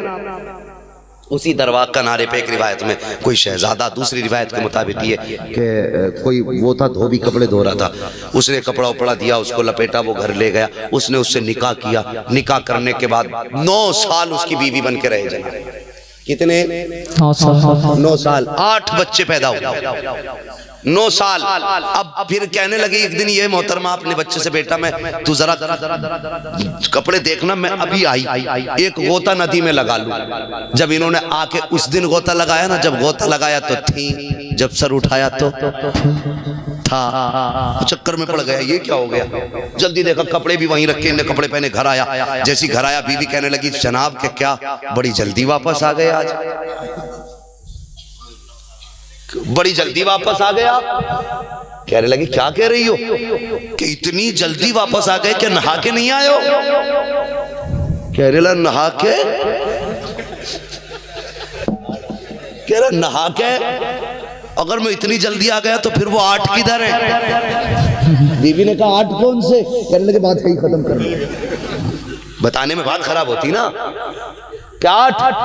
क्या बीवी कहता कि सच बता मैं जल्दी आ गया। कहा हाँ मेरे सरताज बहुत जल्दी आ गए, तुम तो ऐसा लगा जैसे रास्ते से लौट के आ गए। कहने लगा अच्छा इतनी जल्दी आ गया। कहा हाँ। मुझे यकीन नहीं होता। कहा देखो जो मछली डाल के गए थे ये यहीं पड़ी है, मैंने काटी भी नहीं है, और देखो मछली भी जिंदा है, अभी मछली भी जिंदा है। इसने कहा चल मछली बाद में बननी है, अब पहले बगदाद वाले बाबा के पास जाना है, बगदाद वाले बाबा के पास जाना है। जब गया ना लौट के तो बयान गौसे पाक वही कर रहे थे जो छोड़ के आया था। जाके दरवाजे पे पहुंचा, मेरे गौस ने फरमाया ये है मुस्तफा की महराज और ये है उनका सफर। जिसे यकीन ना हो यहूदी से जाके पूछ लेना कि आका कितनी जल्दी आए गए थे। इसने सब कुछ छोड़ा, दौड़ के गौस के कदम पकड़े, कहने लगा सबूत बाद में दूंगा, पहले मुस्तफा का नौकर बना दीजिए। सुभान अल्लाह, सुभान अल्लाह। ये शान गौसे पाक की है। सुभान अल्लाह। ओ लोगों गौसे पाक से प्यार करो, जो उनका सच्चा आशिक होगा। फरमाया जो मेरा मानने वाला होगा ना वो जहन्नमी होके मर ही नहीं सकता, जब भी मरेगा जन्नती होके मरेगा। इसलिए कि जब मौत आएगी अल्लाह उसे कलमे की तौफीक देगा, तौबा की तौफीक देगा। वो लोगों को से पाक से प्यार करो, गौसे पाक से प्यार करो। अल्लाह ताला हमें गौसे पाक का सच्चा आशिक बना दे। कुरान फरमाता लक़द काना लकुम फी रसूलिल्लाहि उस्वतुन हसना। वो लोगों मेरे महबूब की ज़िंदगी तुम्हारे लिए बेहतरीन नमूना है। अल्लाह ताला हमें महबूब के किरदार पर अमल करने की तौफीक अता फरमाए। और मुझसे बोलने में जाने अनजाने में जो खताएं लफ्ज़िशें अगर हो गई हो, अल्लाह महबूब के सदक़े में वो सारी खताएं माफ़ फरमा दे। बस सारे लोग मेरे साथ मुस्तफ़ा की एक नात पढ़ें। जी हाँ, और एक बात और सुन लीजिए, हमारे बीच एक नात खां तशरीफ फरमा है, उनका भी आप कलाम सुनिए, दिल न तोड़िए। मैंने दिल पे बात की, जो मिंबर पे बैठा है हकदार है वो, ठीक है, कोई पहले बोल गया कोई बाद में, नहीं होना चाहिए। और तुम्हें उतने ही दिल से सुनना है जितने दिल से आपने बड़े बड़े शायरों को सुना है। हमारी नज़र में कोई उम्र से बड़ा नहीं होता, हमारी नज़र में वो बड़ा होता है जो नबी का ज़्यादा प्यारा होता है। सुभान अल्लाह है जी, सबने नबी की नात पढ़ी है, ये बच्चा भी नबी की नात पढ़ेगा। सबने अपने इश्क लेके पढ़ी है। यार मैं इस बच्चे के जज्बे को सलाम करता हूँ जो अब तक इस उम्मीद में बैठा है कि एक बार मुझे भी मौका नबी की नात का मिलना है। तो आप नाइंसाफी तो नहीं करेंगे इंशाअल्लाह। उसी दिल से बच्चे की नात सुननी है। जब ये हमारा भाई नात पढ़ेगा उसके बाद इंशाअल्लाह सलातो सलाम होगा। बात मंजूर है आपको? बस सारे लोग मेरे साथ भी नात पढ़ लीजिए। जमीनो जमा तुम्हारे लिए, जोर से जमीनो जमा तुम्हारे लिए, मकीनो मका तुम्हारे लिए, चुनीनो चुना, तुम्हारे लिए, बने दो जहां, तुम्हारे लिए, तहन में जबा, तुम्हारे लिए, बदन में हिजा, तुम्हारे लिए, हम आए यहाँ, तुम्हारे लिए, उठे भी वहाँ, तुम्हारे लिए, सबा वो चले के बाग फले, वो फूल खिले के दिन हो भले, लिवा के तले सना में खुले, रजा की ज़बा तुम्हारे लिए, तुम्हारे लिए। बच्चों हुए अगलात उनको माफ फरमाए रब्बे कायनात। जिंदगी ने दिया साथ तो फिर होगी मुलाकात, चमन रहा तो फूल खिलेंगे, जिंदगी रही तो फिर मिलेंगे। मुसाफिर हैं हम भी, मुसाफिर हो तुम भी, किसी मोड़ पर फिर मुलाकात होगी। फकीरान आए सदा कर चले, सदा खुश रहो ये दुआ कर चले। वमा अलैना इल्लल बलाग। अस्सलामु अलैकुम व रहमतुल्लाहि व बरकातुहू।